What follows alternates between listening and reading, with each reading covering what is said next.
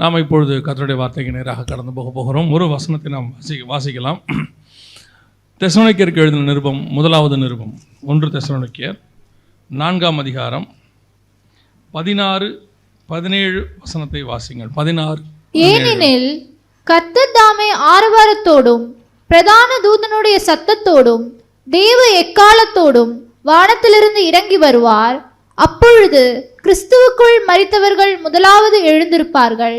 பின்பு உயிரோடு இருக்கும் நாமும் கர்த்தருக்கு எதிர்கொண்டு போக மேகங்கள் மேல் அவர்களோட கூட ஆகாயத்தில் எடுத்துக்கொள்ளப்பட்டு இவ்விதமாய் எப்பொழுதும் கர்த்தருடனே கூட இருப்போம். கண்களை மூடுவோம்.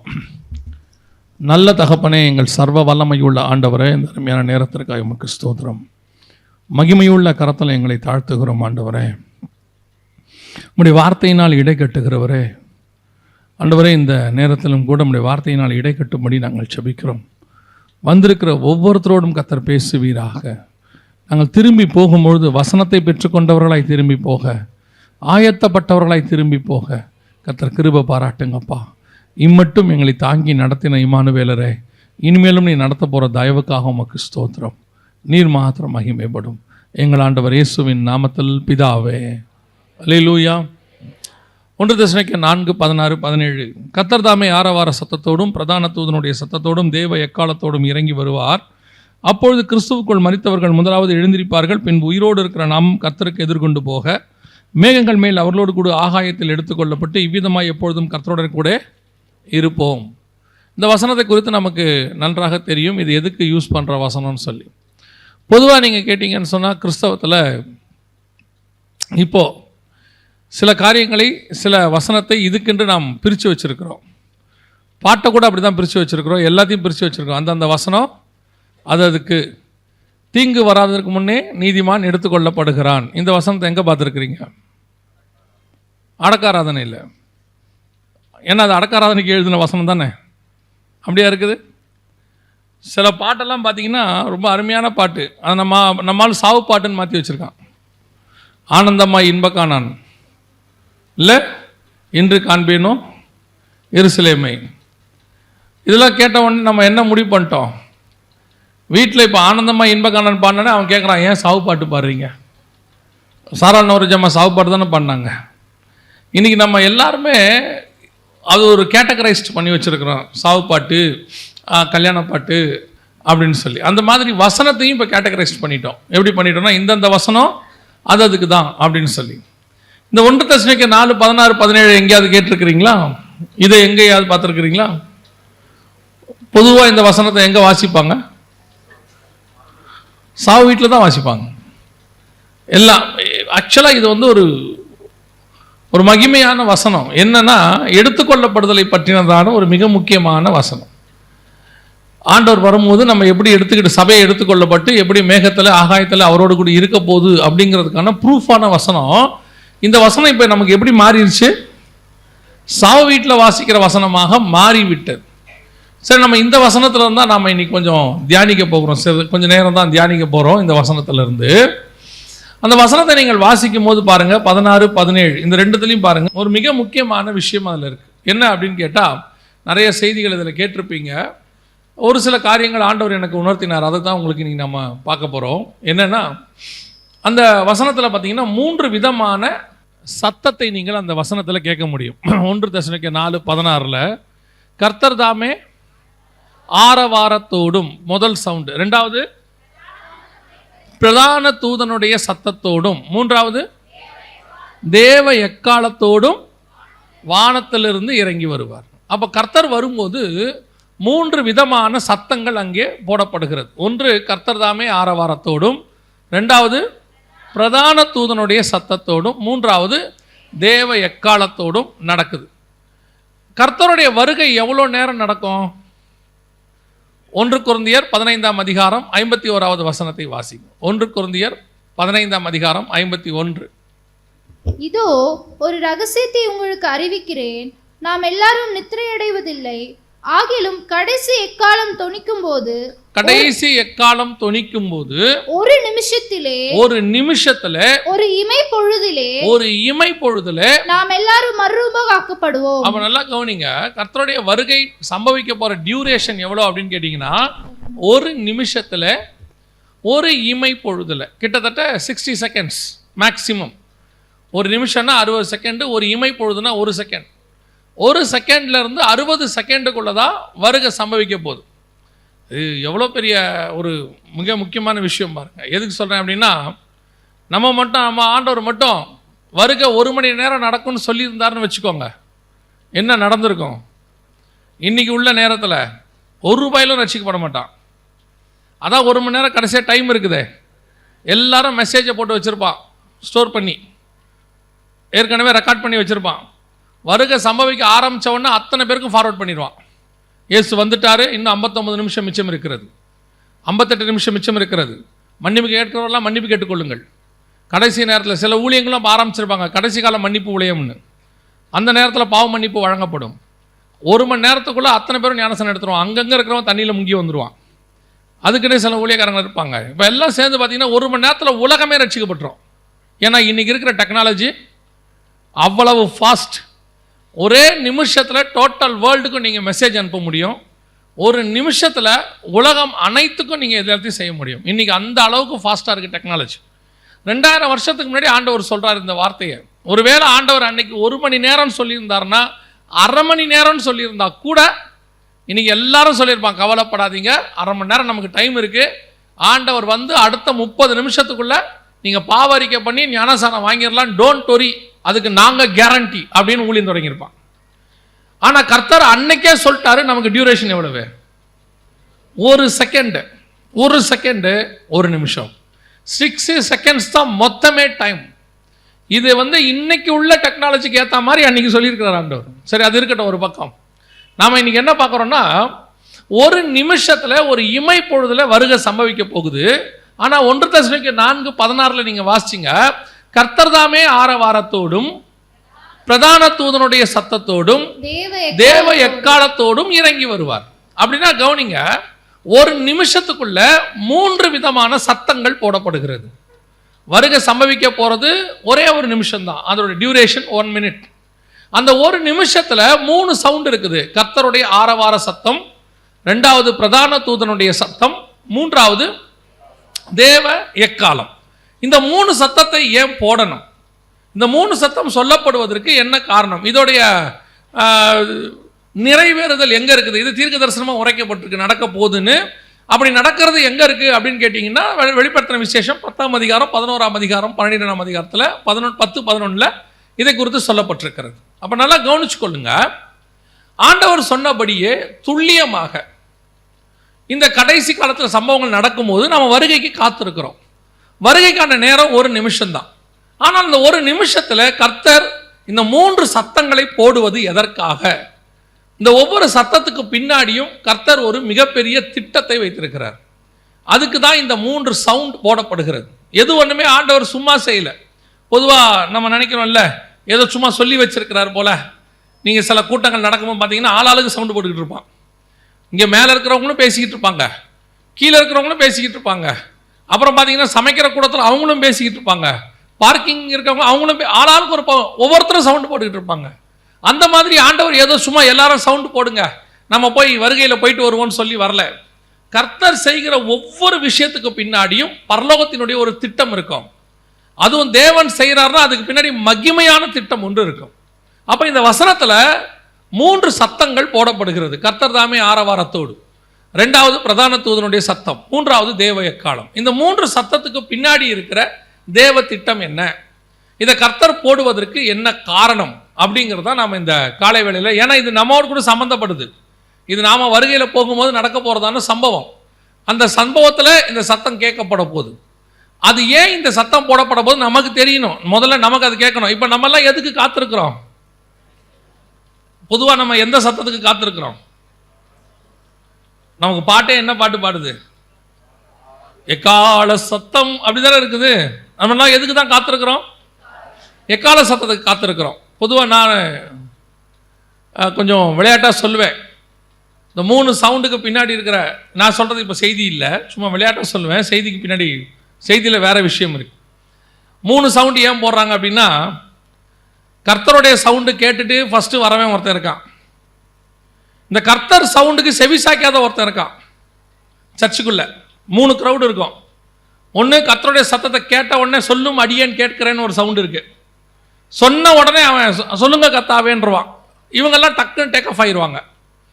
இன்னொரு கூட்டம் இருக்கு, இந்த சவுண்டை உட்காந்து பார்த்துக்கிட்டே இருக்கும். நம்மளை சொன்னாலும் ஏறாது, ஒரு தடவைக்கு 2 தடவை சொல்லணும்.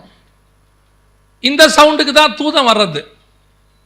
வந்து தொலை, எல்லாம் போயிட்டு இருக்கான் பாரு, போ போ போ, கிளம்பு கிளம்பு அப்படின்னு சொல்லுவான். இன்னொரு க்ரௌடு இருக்கு சர்ச்சில், இவங்க தான் ரொம்ப அதிகமானவங்க. வந்த உடனே ஏதாவது ஒரு செவுறு ஓரமாக போய் சாஞ்சு படுத்தான்னா, கண்ணை மூடினாப்பிலன்னா, முடியும் போது நம்ம ஒரு அலாரம் வச்சுருக்கிறோம்ல, என் ஆத்மாவே தானாக முழிப்பான், அப்படி முழிப்பான். இப்படி ஒரு க்ரௌடு இருக்குது. ஆனால் இவங்க எல்லாருமே நீதிமான்கள் தான், இவங்கெல்லாம் பரிசுத்தவான்கள் தான். சபைக்கு வந்த உடனே அது எப்படி தான் தூக்கம் வரும்னு தெரியாது. அதுவும் செய்தி நேரத்தில் அதுக்குன்னே வச்சுருக்காங்க. நான் என்னென்னா பக்கத்தில் சொல்லிட்டு படுக்கலை, முடியும் போது என்னை எழுப்புங்க அப்படின்னு சொல்லிட்டு படுக்கலையே ஒழிய, மற்றபடி பயங்கரமாக சில ஆட்கள்லாம் அப்படி தூங்குவாங்க. எனக்கு ரொம்ப ஆச்சரியம், எப்படி பெந்தகோஸ்தே சபைக்குள்ளே தூங்குறாங்க. நம்ம நிமிஷத்துக்கு 4 அல்லேலூயா போடுறோம் இல்லையா? அப்போ இந்த மாதிரி ஆளுக்கெல்லாம் கடைசி சவுண்டு எக்காலம் காதில் வச்சு ஊதுறது, பூம்னு ஊதி எழுந்திரிச்சு தொலையாயோ எல்லாம் போயிட்டு இருக்கான் பாரு. ஆல்ரெடி 40 செகண்ட் முடிஞ்சிருச்சு, இன்னும் 20 செகண்ட் தான் இருக்குது. ஓடு ஓடு, இந்த ட்ரெயினில் கடைசியாக ஓடி வந்து ஏறுவான் பாருங்க. சில ஆட்கள் ரன்னிங்கில் வந்து ஏறுவான். அந்த மாதிரி ஒரு 3 க்ரௌடு சபையில் இருக்குது. அதுக்கு தான் இது அப்படின்னு சொல்லி. ஆனால் உண்மையிலே அதுக்கு இல்லை, இதுக்கு பின்னாடி ஒரு மகிமையான தேவ திட்டம் இருக்கிறது. இப்போ நம்ம அதை தான் பார்க்க போகிறோம். வாசிங்க அந்த வசனத்தை திருப்பி வாசிங்க பார்ப்போம். 1 தெசலோனிக்கே 4:16 வாசிங்கள். ஏனெனில் கர்த்தர் தாமே ஆரவாரத்தோடும், கர்த்தர் தாமே ஆரவாரத்தோடும், இந்த சத்தத்தை கேட்டிருக்கிறீங்களா? கர்த்தர் தாமே ஆரவாரத்தோடும். கர்த்தர் ஆரவார சத்தம் போட்டு நீங்க கேட்டிருக்கிறீங்களா எங்கேயாவது? கர்த்தர் ஆரவார சத்தம் இட்டு எங்கேயாவது கேட்டிருக்கிறீங்களா? பைபிளில் கர்த்தர் நிறைய சவுண்டு போடுவார். அந்தந்த இடத்துக்கு ஏற்ற மாதிரி அவரோட சவுண்ட் வெரிஃபை ஆகும். டிஃப்ரென்ஸ், நீங்கள் ஒரு இடத்துக்கு ஆண்டவரோட சவுண்டு ஒரு மாதிரி இருக்கும். ஒரு இடத்துல பாருங்கள், எக்கால சத்தத்தை போல் அவருடைய சத்தம் கேட்டது. சில இடத்துல பாருங்க, சமுத்திரத்தின் இறைச்சலை போல அவருடைய சத்தம் கேட்டது அப்படின்னு இருக்கும். சில இடத்துல பாருங்க, ஜனத்திரளான சத்தத்தை போல கேட்டது, அநேக ஜனங்களுடைய சத்தத்தை போல அவருடைய சத்தம் இருந்தது அப்படின்னு இருக்கு. சில இடத்துல பார்த்தீங்கன்னா மெல்லிய சத்தம் போல அவர் சத்தம் கேட்டதுன்னு இருக்கும். வெளிப்படுத்தின விசேஷம் யோவானுக்கு சொல்லும்போது எக்கால சத்தம் போன்ற ஒரு சத்தத்தை நான் கேட்டேன் அப்படிம்பார். எலியா கிட்ட கர்த்தர் பேசும்போது மெல்லிய சத்தம் கேட்டது அப்படின்னு இருக்கு. கர்த்தருடைய சத்தத்தை குறித்து வசனம் சொல்லுது, காதேஸ் வனாந்தரம் அதிர பண்ணத்தக்கதான அவருடைய சத்தம், கேதுரு மரங்களை முறிக்கத்தக்கதான ஒரு சத்தம். இப்படி ஆண்டவர் இடத்துக்கு ஏற்ற மாதிரி பேசுவார். அந்தந்த இடத்துல அந்தந்த மாதிரி ஆண்டவர் பேசுவார். இப்போ நம்ம கூட அப்படித்தான், சில இடத்துல பேசும்போது சவுண்டாக பேசுவோம், வீட்டுக்குள்ளே பேசும்போது கொஞ்சம் அமைதியாக பேசுவோம். அதுவே சில ரகசியம் பேசும்போது அப்படியே மெதுவாக அவங்களுக்கு மட்டும் கேட்குற மாதிரி பேசுவோம். இந்த பேசுகிற இடத்துக்கும் சவுண்டுக்கும் டிஃப்ரென்ஸ் இருக்கு. இந்த இடத்துல பாருங்க, கர்த்தர் தாமே ஆரவாரத்தோடு. கர்த்தர் ஆரவாரம் இட்டார்னு நீங்கள் எங்கேயுமே பார்க்க முடியாது. கர்த்தர் ஆரவாரம் இடுகிறார் அப்படின்னு கரெக்டாக இந்த இடத்துல பர்டிகுலராக வசனம் சொல்லுது, கர்த்தர் தாமே. ஏன் கர்த்தர் ஆரவாரம் என்றார்? முதல்ல ஆரவார சத்தம்னா என்னன்னு தெரியுமா உங்களுக்கு? ஆரவார சத்தத்தை கேட்டிருக்கிறீங்களா? இதுக்கு முன்னாடி ஆரவார சத்தம் கேட்டது இல்லையா? இந்த ஐபிஎல் மேட்ச்லாம் பார்த்துருக்கீங்களா? இல்லை, நாங்கள் ரொம்ப பரிசுத்தவான்கள், டிவியே பார்த்ததில்ல. டிவி தெரியுமா உங்களுக்கு? சதுரமாக இருக்குமே. ஏன்னா நீங்கள் இப்போ என்னை பார்க்குற பார்வை எப்படி இருக்குன்னா, டிவியா? நாங்கள் சீனாய் மலையில் ஏறினோம்னா கீழே வரத்துக்கு 40 நாள் ஆகுமே, அப்படி பார்க்குறீங்க. டிவி பார்த்துருக்கீங்களா? ஐபிஎல் மேட்ச்சு நாங்கள்லாம் முன்னாடி, இப்போல்லாம் ஐபிஎல், அப்போல்லாம் வந்துட்டு டிவியில் போடுவாங்க மேட்ச். இந்த கடைசி ஒரு பால் இருக்கும், ஒரு 6 ரன் இல்லை 4 ரன் அடிக்க வேண்டி இருக்கும். இப்போ அந்த பால் போடுறவர் ஓரமாக ஒரு இடத்துல நிற்பார், கையில் வச்சுக்கிட்டு. பேட் பண்ணுறவர் ஒரு பக்கம் நிற்பார். அந்த நிமிஷத்தில் அந்த கிரவுண்டு எப்படி இருக்கும்? அந்த நிமிஷம் அவர் போட போகிறதுக்கு முன்னாடி அந்த நிமிஷம் கிரவுண்ட் எப்படி இருக்கும்? பின் ட்ராப் சைலண்டில் இருக்கும். பின் ட்ராப் சைலண்ட். அப்படியே மொத்த க்ரௌடும் 2 பேரையும் தான் ஃபோக்கஸ் பண்ணியிருக்கோம். ஓடி வர வரையும் பேட்டிங் பண்ணுற வரையும் அப்படியே ஃபோக்கஸ் பண்ணி அப்படி நின்றுக்கிட்டு இருக்கோம். அதுக்கு அவங்க ஒரு 2-3 நிமிஷம் எடுத்துப்பாங்க. ஏன்னா அவர் வந்து நின்று, ஏன்னா கடைசி பால் வெற்றியா தோல்வியா நிர்ணயிக்க போகிற நேரம். அப்படியே எல்லாரும் பார்த்துக்கிட்டு இருப்பாங்க. அவர் ஓடி வருவார். அவர் ஓடி வந்து பாலை போட்டு அந்த பேட்ஸ்மேன் அந்த பந்தை அடித்து அது அந்த சிக்ஸர் கோட்டை தாண்டும் பாருங்க. அப்படி தாண்டும் போது ஒரு சவுண்டு வருது இல்லை, அந்த சவுண்டுக்கு பேர் என்னது? அதுக்கு பேர் தான் ஆரவார சத்தம். ரசிகர்கள் ஆரவாரமிட்டனர். அப்படின்னா என்ன அர்த்தம்னா, ஒரு நீண்ட அமைதிக்கு பிறகு தாங்கள் எதிர்பார்க்கிற காரியம் நடக்கும் போது தங்களுடைய முழு பலத்தோடு கூட அவர்கள் கத்துறாங்க பார்த்தீங்களா, அதற்கு பேர் தான் என்னது? ஆரவார சத்தம். இங்கே வசனம் சொல்லுது 1 தெசலோனிக்கே 4:16 கர்த்தர் தாமே ஆரவார சத்தத்தோடு அப்படின்னு இருக்கு. அப்படின்னா ஏன் கர்த்தர் ஆரவார சத்தம் இடுறாரு அப்படின்னு கேட்டா, 2000 வருஷத்திற்கு முன்பதாக இயேசு சிலுவையிலே மரித்து உயிர்த்தெழுந்த பிறகு பிதா அவரை பார்த்து ஒரு வார்த்தை சொன்னாரு, உம்முடைய சத்துருக்களை பாதபடியாக்கி போடும் வரைக்கும் நீர் என்னுடைய வலது பாரசத்திலே உட்காரும். அப்போ உட்கார்ந்த இயேசு இந்த 2000 வருஷமா ஒரு கிரௌடுக்காக காத்துக்கிட்டு இருக்கிறார். 2000 வருஷமா அவருடைய மனவாட்டி சபைக்காக காத்திருக்கிறார். அவர் ரத்தம் சிந்தி சம்பாதிச்ச ஒரு குரூப்புக்காக கர்த்தர் 2000 வருஷமா வெயிட் பண்ணிட்டு இருக்கிறார் பிதாவின் வலது பாரசத்துல. 2000 வருஷம் இயேசு காத்திருந்த அந்த கூட்டம் புறப்பட்டு அப்படி மேலே வரக்கூடிய அந்த தருணத்தில் தான், அந்த செகண்ட்ல தான் கர்த்தர் ஆரவார சத்தம் இடுகிறார். அவருடைய அர்த்தம் என்ன? என் காத்திருக்குதல் முடிவடைகிறது, நான் சிந்தின ரத்தத்திற்கு பலன் வந்து கொண்டிருக்கிறது, என்னால் மீட்கப்பட்டவர்கள் பரலோகத்தை நோக்கி வந்து கொண்டிருக்கிறார்கள் என்கிற ஆரவார சத்தம் அது. தேவன் இருதயத்தின் ஆழத்திலிருந்து முழு பலத்தோடு கத்துற சவுண்டு தான் ஆரவார சத்தம். உங்களுக்காக எனக்காக கர்த்தர் 2000 வருஷமா காத்துட்டு உட்கார்ந்திருக்கிறார். அப்படி காத்துக்கிட்டு உட்கார்ந்திருக்கிற ஆண்டவருக்கு அந்த நிமிஷம் பிதா ஆயிற்று அப்படின்னு சொன்ன உடனே அப்படி ஒரு கூட்டம் புறப்பட்டு அப்படி வரும் பாருங்க. அந்த நிமிஷத்துல அவர் போடுற சவுண்ட் எப்படி இருக்கும் யோசிச்சு பாருங்க. பரலோகம் எப்படி பார்க்கும் இயேசுவாங்க. பையன் உட்காந்து மேட்ச் பார்த்துட்டே இருப்பான், எல்லாரும் அவங்கவுங்க வேலையை பார்த்துட்டே இருப்பாங்க. ஒரு 4 அடிச்ச உடனே ஓன்னு கத்துவான். அத்தனை பேரும் திரும்பி என்ன செய்வாங்க? அவனையே பார்ப்பான், என்னடா ஆச்சு, 4 அடிச்சிட்டாங்க. அவ்வளவு அமைதியான ஒரு இயேசு 2000 வருஷம் கழிச்சு பரலோகத்தில் ஒரு ஆரவார சவுண்டை போட்ட உடனே டோட்டல் பரலோகம் எப்படி திரும்பி பார்க்கும் பாருங்க. அத்தனை தூதர்களும் நம்ம போடுற சவுண்டை விட இவர் சவுண்டு பெரும் சவுண்டா இருக்குதே, இவர் இவ்வளவு சந்தோஷமா சவுண்டு போடுறாரு, இப்படி உட்கார்ந்திருந்த இயேசு சவுண்டு போடுறாரு, ஏன் சவுண்டு போடுறாருன்னு திரும்பி பார்த்தா அவரால் மீட்கப்பட்ட கூட்டம் ஒன்று கீழே இருந்து பறந்து அப்படியே மேலே வந்துகிட்டே இருக்கும். அப்படியே மறுரூபமாகி வந்துகிட்டே இருக்கும். அவரை போலவே மாறிக்கிட்டு இருக்கும். இதை பார்த்த உடனே அவன் சொல்லுவான், இதுக்கு தான் கர்த்தர் ஆரவார சத்தம் இடுகிறார். நீங்களும் நானும் தான் அந்த க்ரௌடு.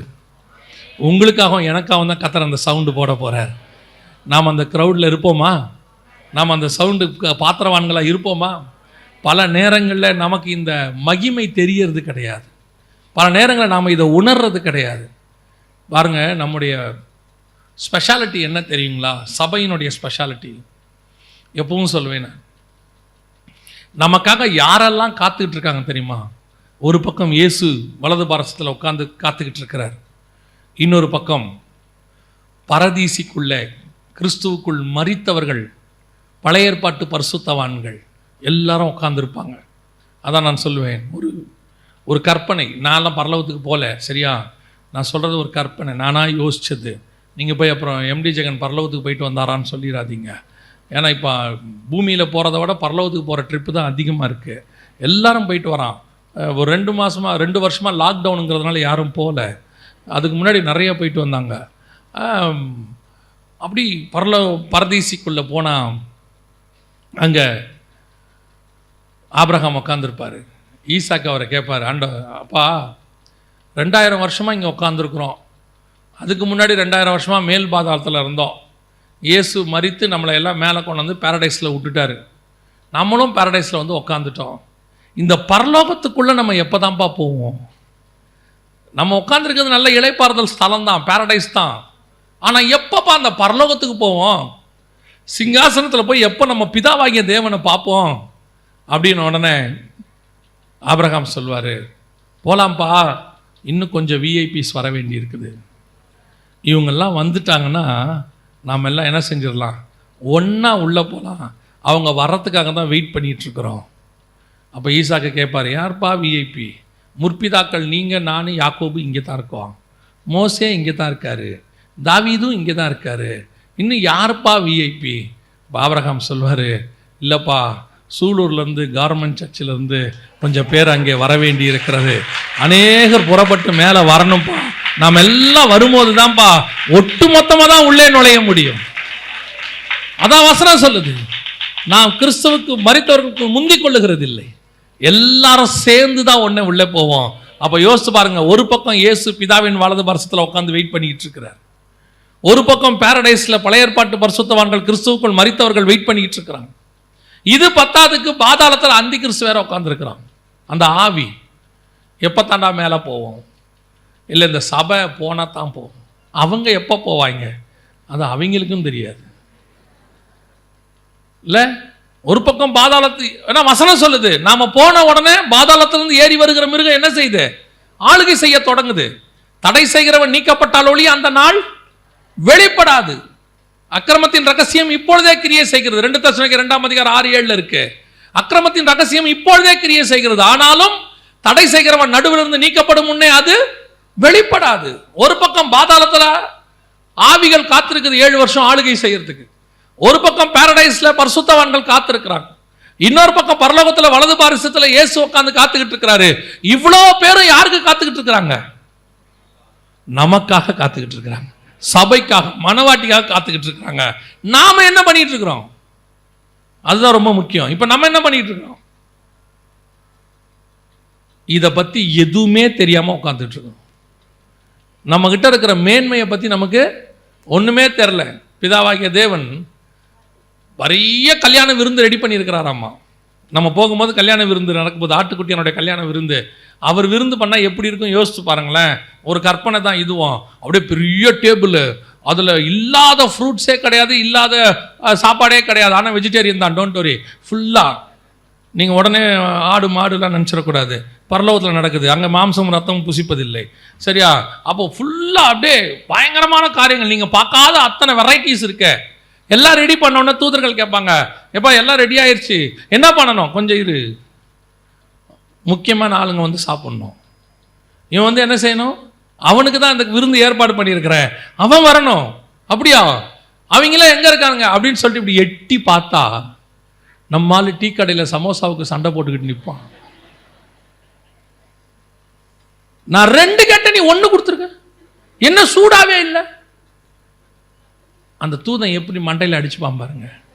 படுபாவி, உனக்காக பரலோகத்தில் இவ்வளோ பெரிய விருந்து ரெடி பண்ணி உக்காந்துக்கிட்டு காத்துக்கிட்டு இருக்கிறோம், கீழே இருக்கிற அற்ப, இப்போ சமோசாவுக்கு பதிலாக வேற அற்ப வீட்டுக்காக, ஒரு 600 ஸ்கொயர் ஃபீட் வீட்டுக்காக, ஒரு 5 சவரன் நகைக்காக, ஒரு காருக்காக, ஒன்றுமில்லாத அழிந்து போகிற பொருட்களுக்காக இங்கே உட்காந்து வழக்கும் வாதும் போட்டுக்கிட்டு சண்டை போட்டுக்கிட்டு எல்லாத்தையும் பண்ணிட்டு இருக்கிறியாடா. உனக்கு வச்சிருக்கிற ஆசீர்வாதம் மகா பெரியது. வானத்தில் பூமியில் இல்லாத ஆசீர்வாதத்தை பிதாவாகிய தேவன் உனக்கும் எனக்கு உருவாக்கி வச்சு மேலே உட்காந்துருக்கிறார். அப்பேற்பட்ட கூட்டம் நீங்களும் நானும் 2000 வருஷமா 4 பக்கத்துல இருந்து வெயிட் பண்ணிட்டு இருக்கிறாங்க பாருங்க. அதான் வசனம் சொல்றது, கர்த்தர் தாமே ஆரவாரத்தை, அப்படி ஒரு சவுண்டு. நான் எதிர்பார்த்த கூட்டம் ஒன்று புறப்பட்டு வருகிறது. நான் எதற்காக காத்திருந்தேனோ, யாருக்காக காத்திருந்தேனோ, யாருக்காக ரத்தம் சிந்தினேனோ, யாருக்காக மரித்தேனோ, யாருக்காக மீண்டும் உயிரோடு கூட எழுந்து காத்திருக்கிறேனோ, அந்த கூட்டம் என்னை சந்திக்க புறப்பட்டு வருது. அதனால தான் வசனம் சொல்றது, அவர் இறங்கி வருவார், மத்திய ஆகாயத்து வரைக்கும் வந்து நம்மளை கூட்டிட்டு போறார். நம்ம எப்பேற்பட்ட விஐபிஸ் பாருங்க. பல நேரங்களில் வீட்டுக்கு யாராவது முக்கியமான ஆள் வர்றாங்கன்னா வாசப்படியிலே நிற்போம். ரொம்ப முக்கியமானவங்க வராங்க அப்படின்னா வழி தவறி போயிடக்கூடாதுன்னு தெருமுனையில் ஒரு ஆள் நிற்க வச்சிருக்கோம். அங்கேயே நில்லு, அவங்க மாறி எங்கேயாவது போயிட போறாங்க, வந்தா கூட்டிட்டு வா. அவன் கூப்பிட்ட உடனே ஃபோன் அடிப்பான், கூப்பிட்டுட்டேன் வந்துகிட்டு இருக்கோம், நம்ம வாசலுக்கே வந்துடுவோம். ஏன்னா வர்ற ஆள் அவ்வளோ முக்கியம். ஆனால் வர்ற ஆள் பிடிக்கலன்னு வச்சுக்கோங்க, அந்த அம்மா கிச்சனை விட்டே வராது. இவர் வந்து கூப்பிடுவாரு, ஏமா வந்துட்டாங்க, இந்த வரேன், காப்பி தான் போட்டுக்கிட்டு இருக்கேன். அந்த அம்மா வரவே வராது வெளியே. ஏன்னா அந்த அம்மா வந்து தான் எவ்வளவு வந்திருக்கிற ஆளுக்கு மரியாதை கொடுக்குறோங்கிறத கிச்சனில் வச்சே காட்டி கொடுத்துரும். அதெல்லாம் சகோதரிமார்கள் இருக்கிற பயங்கரமான டெக்னிக். அதெல்லாம் அவங்க சூப்பராக செய்வாங்க. அப்போ பாருங்க, இயேசு கிறிஸ்து மத்தியாகாயம் வரைக்கும் இறங்கி வராராம். இறங்கி வந்து கூட்டிட்டு போறாரு. அப்படின்னா உங்களையும் என்னையும் பரலோகம் எப்படி பார்க்குது பாருங்க. எவ்வளோ பெரிய விஐபியா பார்க்குது, எவ்வளோ முக்கியமான ஒரு ஆத்மாவா பார்க்குது. ஆனால் நீங்களும் நானும் என்ன பண்ணிட்டு இருக்கிறோம்? இந்த மேன்மை ஏதாவது கொஞ்சமாவது தெரியுதா? என்ன உங்களுக்கு ஒன்று தோணணும், என்ன பரலோகம் பார்த்துக்கிட்டே இருக்குது. ஏன்னா பிதா எப்போ சிக்னல் கொடுப்பாருன்னு தெரியாது. ஆனால் வசனம் சொல்லுது, அந்த நாளையும் அந்த நாளிகையும் பிதா ஒருவரை தவிர மற்ற ஒருவனும் அறியான், பரலோகத்தில் உள்ள தூதர்களும் அறியார்கள். தூதனுக்கே தெரியாது, அவன் அப்படியே பார்த்துக்கிட்டே இருப்பான். சில நேரத்திலலாம் பார்த்தீங்கன்னு சொன்னால், சில அமெரிக்க ஜனாதிபதி, ரஷ்ய ஜனாதிபதியெல்லாம் தங்கிட்ட இருக்கிற அசிஸ்டன்ஸுக்கு கையை காட்டிலாம் என்ன செய்ய மாட்டாங்க, அப்படியே அப்போ அவங்கள போய் கூட்டுவா அப்படிலாம் அவங்க சொல்லவே மாட்டாங்க. அவங்க அப்படி திரும்பி பார்த்தாங்கனாலே அவன் பார்க்கறதுலே அவன் என்ன செஞ்சிருவான், புரிஞ்சிரும் அவர் என்ன சொல்றாருங்கிறத. அவங்க நான் ஒரு சபைக்கு போயிருந்தேன். ஒரு சபைக்கு போகும்போது அந்த பாஸ்டர் இங்கேருந்து பாட்டு பாடுறாரு. அந்த ஓஹெச்பியோ அந்த எல்சிடியில் வந்து பாட்டு போடுறாங்க. பாட்டு போடுறது பாஸ்டர்மா. இவர் இங்கேருந்து என்ன பாட்டுன்னே சொல்லலைங்க. அவர் பாடிக்கிட்டே திரும்பி பார்க்குறாரு. அந்த அம்மா அடுத்த பாட்டு எடுத்து வச்சு ரெடியாக இருக்காங்க. நான் முடிஞ்சவொடனே கேட்டேன், என்ன 2 பேரும் கண்ணிலேயே பேசுனீங்களே, என்ன விஷயம்னு கேட்டேன். உண்மை, அவர் அவர் அவர் திரும்பி பார்க்குறாரு, அந்த அம்மா ரெடியாகிடுறாங்க. காரணம் என்னன்னா, அந்த அளவுக்கு அவங்களுக்கு என்ன இருக்குது, ஒரு மனம், அப்படியே புரிஞ்சுக்கிற தன்மை.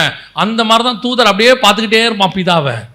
ஒரு செகண்ட்ல பிதா அவனுங்களை கூப்பிடுறா கீழே இருந்துன்னு அப்படி பார்த்த பார்வையில அப்படியே மறுரூபமாகி ஒரு நிமிஷத்துல நாம் போகும்போது அத்தனை தூதர்களும் இயேசுவும் எழுந்து நின்று உங்களை எண்ணி வரவேற்பார். எவ்வளவு பெரிய ஆசீர்வாதமான தருணம் பாருங்க. இதைத்தான் நாம் விரும்புகிறோம். இதுக்கு தான் உங்களை எண்ணி கர்த்தர் ஆயத்தப்படுத்தி வச்சிருக்கிறாரு. அதுக்காக தான் நீங்க ரட்சிக்கப்பட்டீங்க. அதுக்காக தான் சபைக்குள்ள வந்திருக்கிறீங்க. இவ்வளோ பெரிய மகிமையான விஷயத்துக்கு ஆண்டவர் கூட்டு வந்திருக்கிறாரு. இந்த விஷயத்தையே நம்ம மைண்டில் ஏத்தாம உனக்கு வீடு கொடுப்பாரு, காரு கொடுப்பாரு, உனக்கு வந்து பைக் கொடுப்பாரு, இப்படி சொல்லி சொல்லி உன்னை அற்பமான காரியங்களை மட்டுமே உன் மைண்ட்ல ஏத்தி உன்னுடைய பூமிக்குரிய வாழ்க்கையை மட்டுமே போதிக்கிற கடைசி காலத்துல சிலர் உன்னை நாசமாக்கிக்கிட்டு இருக்கிறாங்க. உனக்கும் எனக்கும் வச்சிருக்கிற மேன்மை மகிமையானது. பழைய ஏற்பாட்டு பரிசுத்தவான்களுக்கு கூட கிடைக்காத ஸ்லாக்கியம். எபிரேயர் 11:39-40 சொல்லுது, அவர்கள் நம்மை அல்லாமல் பூர்ணராகாதபடிக்கு. வசனம் எவ்வளவு அழகா பாருங்க. விசுவாசத்தினாலே அவர்கள் நற்சாட்சி பெற்றிருந்தும் வாக்குத்தத்தம் பண்ணப்பட்டதை அடையாமல் போனார்கள். 11:39 எபிரேயர்கள் சொல்லுது, விசுவாசத்தினாலே அவர்கள் நற்சாட்சி பெற்றிருந்தும் வாக்குத்தத்தம் பண்ணப்பட்டதை அடையாமல். யாராம் தெரியுமா? யாரு? 3வது வசனத்திலிருந்து ஆரம்பிக்குது. ஆபேல் ஆரம்பிச்சு 32வது வசனத்துல பின்னும் நான் என்ன சொல்லுவேன்?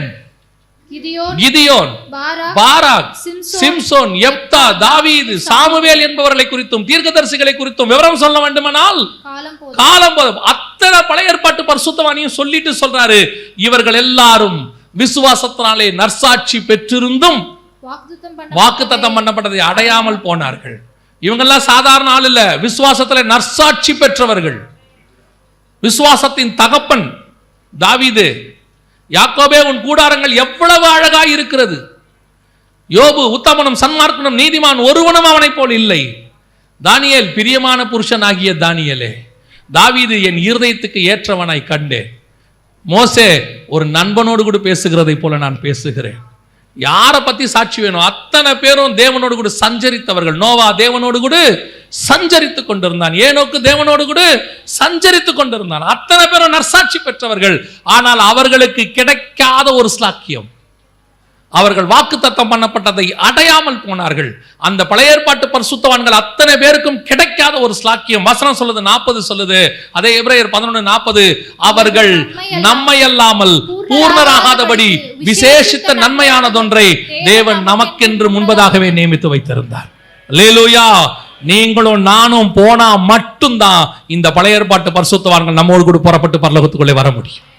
எவ்வளவு பெரிய ஸ்லாக்கியம் உங்களுக்கும் எனக்கும் யோசித்து பாருங்க. ஹெவன் காத்திருக்குது, பாரடைஸ் காத்திருக்குது, பாதாளம் வெயிட் பண்ணுது, பழைய ஏற்பாட்டு பரிசுத்தவான் வெயிட் பண்றான். இவைகளுக்கு மத்தியில நீங்களும் நானும் பரலோகத்துக்குள்ள நுழைய போறோம். எப்படி இருக்கும் பாருங்க. இந்த கணம் தான் கர்த்தர் உங்களுக்கு எனக்கு வச்சிருக்கிறாரு. இந்த ஆசீர்வாதம் உன் மைண்டுக்குள்ள ஏறிடுச்சுன்னா உலகத்துல இருக்கிற எது மேலேயும் உனக்கு ஆசை வரவே வராது. எனக்கு ஒன்று நியமிக்கப்பட்டிருக்கிறது, அதை நான் வாஞ்சையாய் தொடருகிறேன். அந்த எண்ணம் உனக்கு வந்து சேர்ந்துரும். அதுக்கு மேல இதை எதை பத்தி உனக்கு கவலை இருக்காது. வந்தாலும் தோத்திரம், வராட்டியும் தோத்திரம். எனக்கு இங்கிருந்து நான் புறப்பட்டு மேல டேக் ஆஃப் ஆகிற வரைக்கும் எனக்கு என்ன தேவையோ அத்தனையும் என் பரலோகம் பார்த்துக்கொள்ளும். ஒன்றும் குறைவுபடாம என் பரலோகம் பார்த்துக்கொள்ளும். எதுக்கு என்ன தேங்கி நிக்க விடாது, கலங்கி நிக்க விடாது. காரணம், பரலோகத்தினுடைய பிரஜை நான், ஹெவனுக்கென்று செலக்ட் பண்ணப்பட்டவன் நான். அந்த எண்ணம் மட்டும் உனக்கு வந்துருச்சுன்னா போதும், பூமியில எது மேலேயும் உனக்கு ஆசையே வராது, கவலையே பட மாட்டேன். ஐயோ இது இல்லையே அது இல்லையே, எல்லாம் நான் சொல்றேன் 5-3 அடுக்கா கரெக்டா பரலோகம் ஏற்ற நேரத்தில் உனக்கும் எனக்கும் செய்யும். ஏன்னா we are selected for heavenly kingdom. அப்பேற்பட்ட விசுவாசம் உனக்கும் எனக்கும் வரணும். எவ்வளவு மகிமை பாருங்க. இரண்டாவது, கர்த்தர் தாமே ஆரவாரத்தோடும், கர்த்தர் தாமே ஆரவாரத்தோடும். ஏன் இன்னும் இந்த ஆரவார சவுண்டுக்கு இன்னொரு பவர் இருக்கு தெரியுமா? இந்த பவர்ல, இந்த கர்த்தருடைய ஆரவார சத்தத்துக்கு இன்னொரு பவர் இருக்கு. என்ன தெரியுமா? அப்படியே அடுத்த வசனம் தொடர்ந்து வரும்போது என்ன வாசிக்கிறோம்? பிரதான தூதருடைய சத்தத்தை வரும்போது 17வது வசனம், பின்பு உயிரோடு இருக்கும் நான். அதுக்கு முந்தின வசனம் கடைசியில இருந்து வாசிங்கம்மா. எக்காலத்தோடு வானத்திலிருந்து இறங்கி வருவார். அப்பொழுது கிறிஸ்துவுக்குள் மரித்தவர்கள் முதலாவது எழுந்திருப்பார்கள். இந்த ஒரு நிமிஷம் ப்ராசஸ் இருக்கு இல்லைங்களா? இந்த ஒரு நிமிஷத்துல என்னென்ன நடக்குது அப்படின்னு பாத்தீங்கன்னா, ஒரு பக்கம் கர்த்தருடைய சவுண்டு, ஒரு பக்கம் பிரதான தூதனுடைய சவுண்ட், ஒரு பக்கம் தேவ எக்காலம். இது முடிஞ்ச உடனே கிறிஸ்துவுக்குள் மரித்தவர்கள் முதலாவது அவன் ஃபர்ஸ்ட் எழுந்திருக்கணும். அவங்க எல்லாம் எழுந்திருச்சு முடிச்ச உடனே பின்பு உயிரோடு இருக்கிற நாமும். இவ்வளவு விஷயமும் எவ்வளவு நேரத்தில் நடக்கணும்? ஒரே நிமிஷத்துல நடக்கணும். அத்தனையும் ஒரு நிமிஷத்துல நடக்கணும். அப்ப ஃபர்ஸ்ட் இந்த சவுண்டு முடிஞ்ச உடனே ஃபர்ஸ்ட் என்ன நடக்குது? கிறிஸ்துவுக்குள் மரித்தவர்கள் முதலாவது எழுந்திருப்பார்கள். அப்படின்னா என்ன அர்த்தம்? இவர்கள் எல்லாரும், கிறிஸ்துவுக்குள்ள மரித்தவர்கள் எல்லாரும் பாரடைஸ்ல இளைப்பாரி கொண்டிருக்கிறாங்க. இவங்க ஜீவனுக்குள்ள பிரவேசிக்கணும், ஜீவ தேசத்துக்குள்ள பிரவேசிக்கணும், ஜீவனுள்ள ஒரு நகரத்துக்குள்ள வரணும், பிதாவை பார்க்கறதுக்கு உள்ள வரணும்.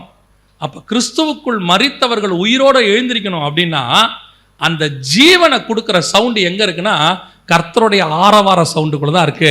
அந்த சவுண்டு ஒரு ஜீவனை கொண்டு வரும் உங்களுக்குள்ள, மரித்தோரை உயிரோடு கூட எழுப்போம். அது என்னங்க, எப்படி சொல்ல வரீங்க அப்படின்னா, யோவான் எழுதின சுவிசேஷம் 11ஆம் அதிகாரத்தை திருப்புங்க. அங்க ஒரு மிக முக்கியமான சம்பவம் இருக்கு. யோவான் எழுதின சுவிசேஷம் 11ஆம் அதிகாரத்துல என்ன சம்பவம் சொல்லப்பட்டிருக்கு? லாசருடைய சம்பவத்தை பத்தி சொல்லப்பட்டிருக்கு இல்லையா? அந்த சம்பவத்துல பாருங்க, இயேசு வந்து மார்த்தாள்கிட்ட பேசுவாரு, மரியாள்கிட்ட பேசுவாரு, எல்லா வேலையும் செய்வாரு, அதுக்கப்புறம் அழுவாரு, எல்லாம் பண்ணுவாரு. இயேசு கண்ணீர் விட்டார், எல்லாம் இருக்கு. ஆனா லாசருவை எழுப்பும் போது மட்டும் அவருடைய சவுண்டு எப்படி இருக்குன்னு அங்க சொல்லி இருக்குது பாருங்களேன். யோவான் எழுதின சுவிசேஷம் 11ஆம் அதிகாரம் 43வது வசனம் வாசிங்க பாப்போம். இவைகளை சொன்ன பின்பு லாசருவே வெளியே வா என்று உரத்த சத்தமாய் கூப்பிட்டார். உரத்த சத்தமாய். ஏங்க, ஏன் அந்த உரத்த சத்தம் சவுண்டா சொல்றாரு? ஏன் லாசருக்கு காது கேட்காதுன்னு அர்த்தமா? உரத்த சத்தம்னா என்ன? ஏன் லாசருக்கு காது கேட்காதா? கல்லு போட்டு மூடிட்டாங்களா? அதான் கல்லை திறந்தாச்சே. கர்த்தர் ஃபர்ஸ்டே என்ன சொல்லிட்டாரு? கல்லை புரட்டி போடு, எல்லாம் திறந்தாச்சு. அந்த சவுண்டுக்கு பேர் என்ன தெரியுமா? The sound of authority. உரத்த சத்தம். லாசர்வே வெளியில் வா. நான் சொல்றேன், மரித்தோரை உயிரோடு கூட எழுப்புகிற ஒரு சவுண்ட் இருக்குல்ல, அது சவுண்ட் ஆஃப் அத்தாரிட்டி. அந்த சவுண்டை போட்டா எப்பேற்பட்ட மரித்தவனும் உயிரோடு கூட மேலே எழும்பி வருவான்.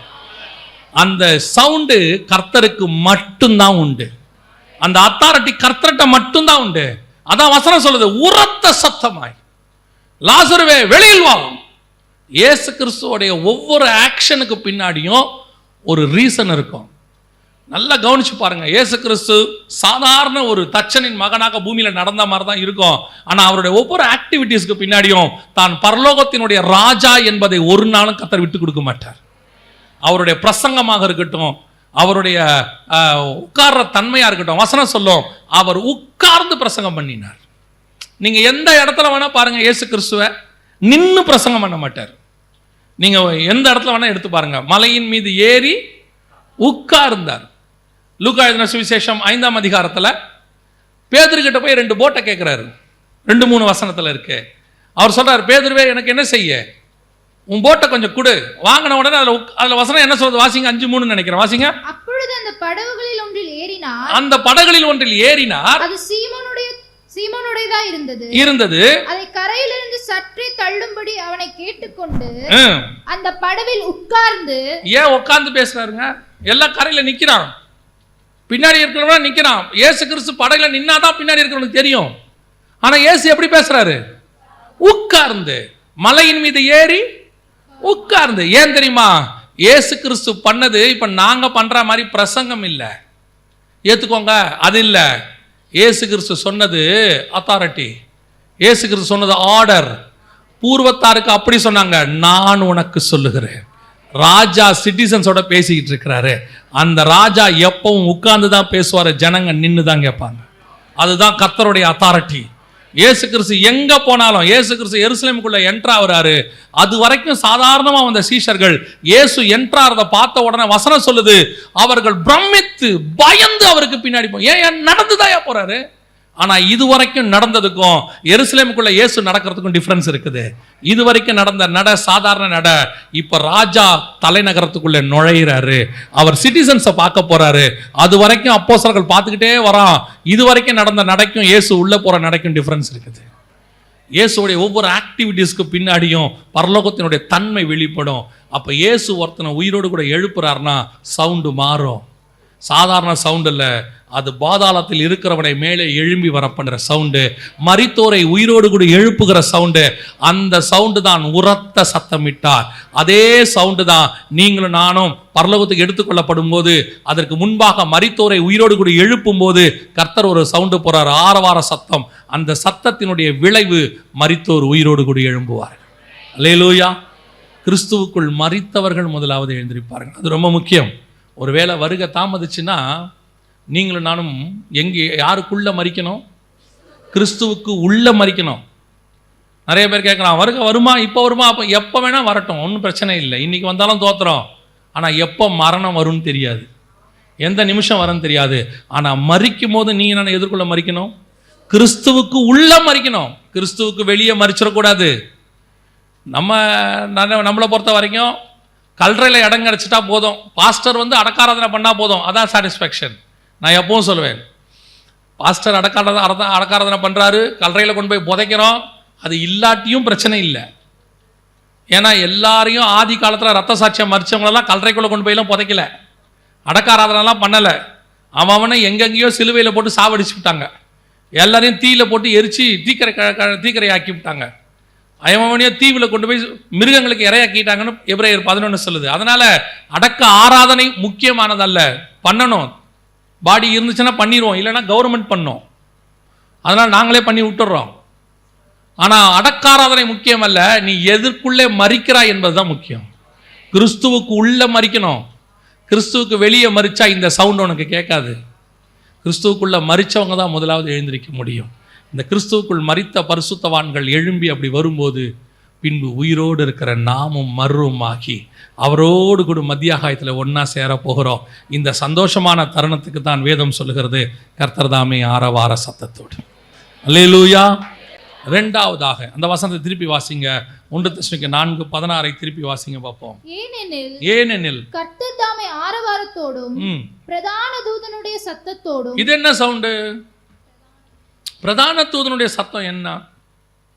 ஏன் அந்த சவுண்டு வருது? பிரதான தூதனுடைய சத்தம் எதுக்காக வருது? ஏன் அவன் ஒரு சவுண்டு போடுறான்? பைபிளில் நல்லா கவனிச்சு பாருங்க, பிரதான தூதன் எங்கெங்கெல்லாம் சவுண்டு போடுறான்னு கொஞ்சம் கவனிச்சு பாருங்க. பிரதான தூதனுடைய சத்தம் எந்தெந்த இடத்துலலாம் நல்லா வருதுன்னு பாருங்க.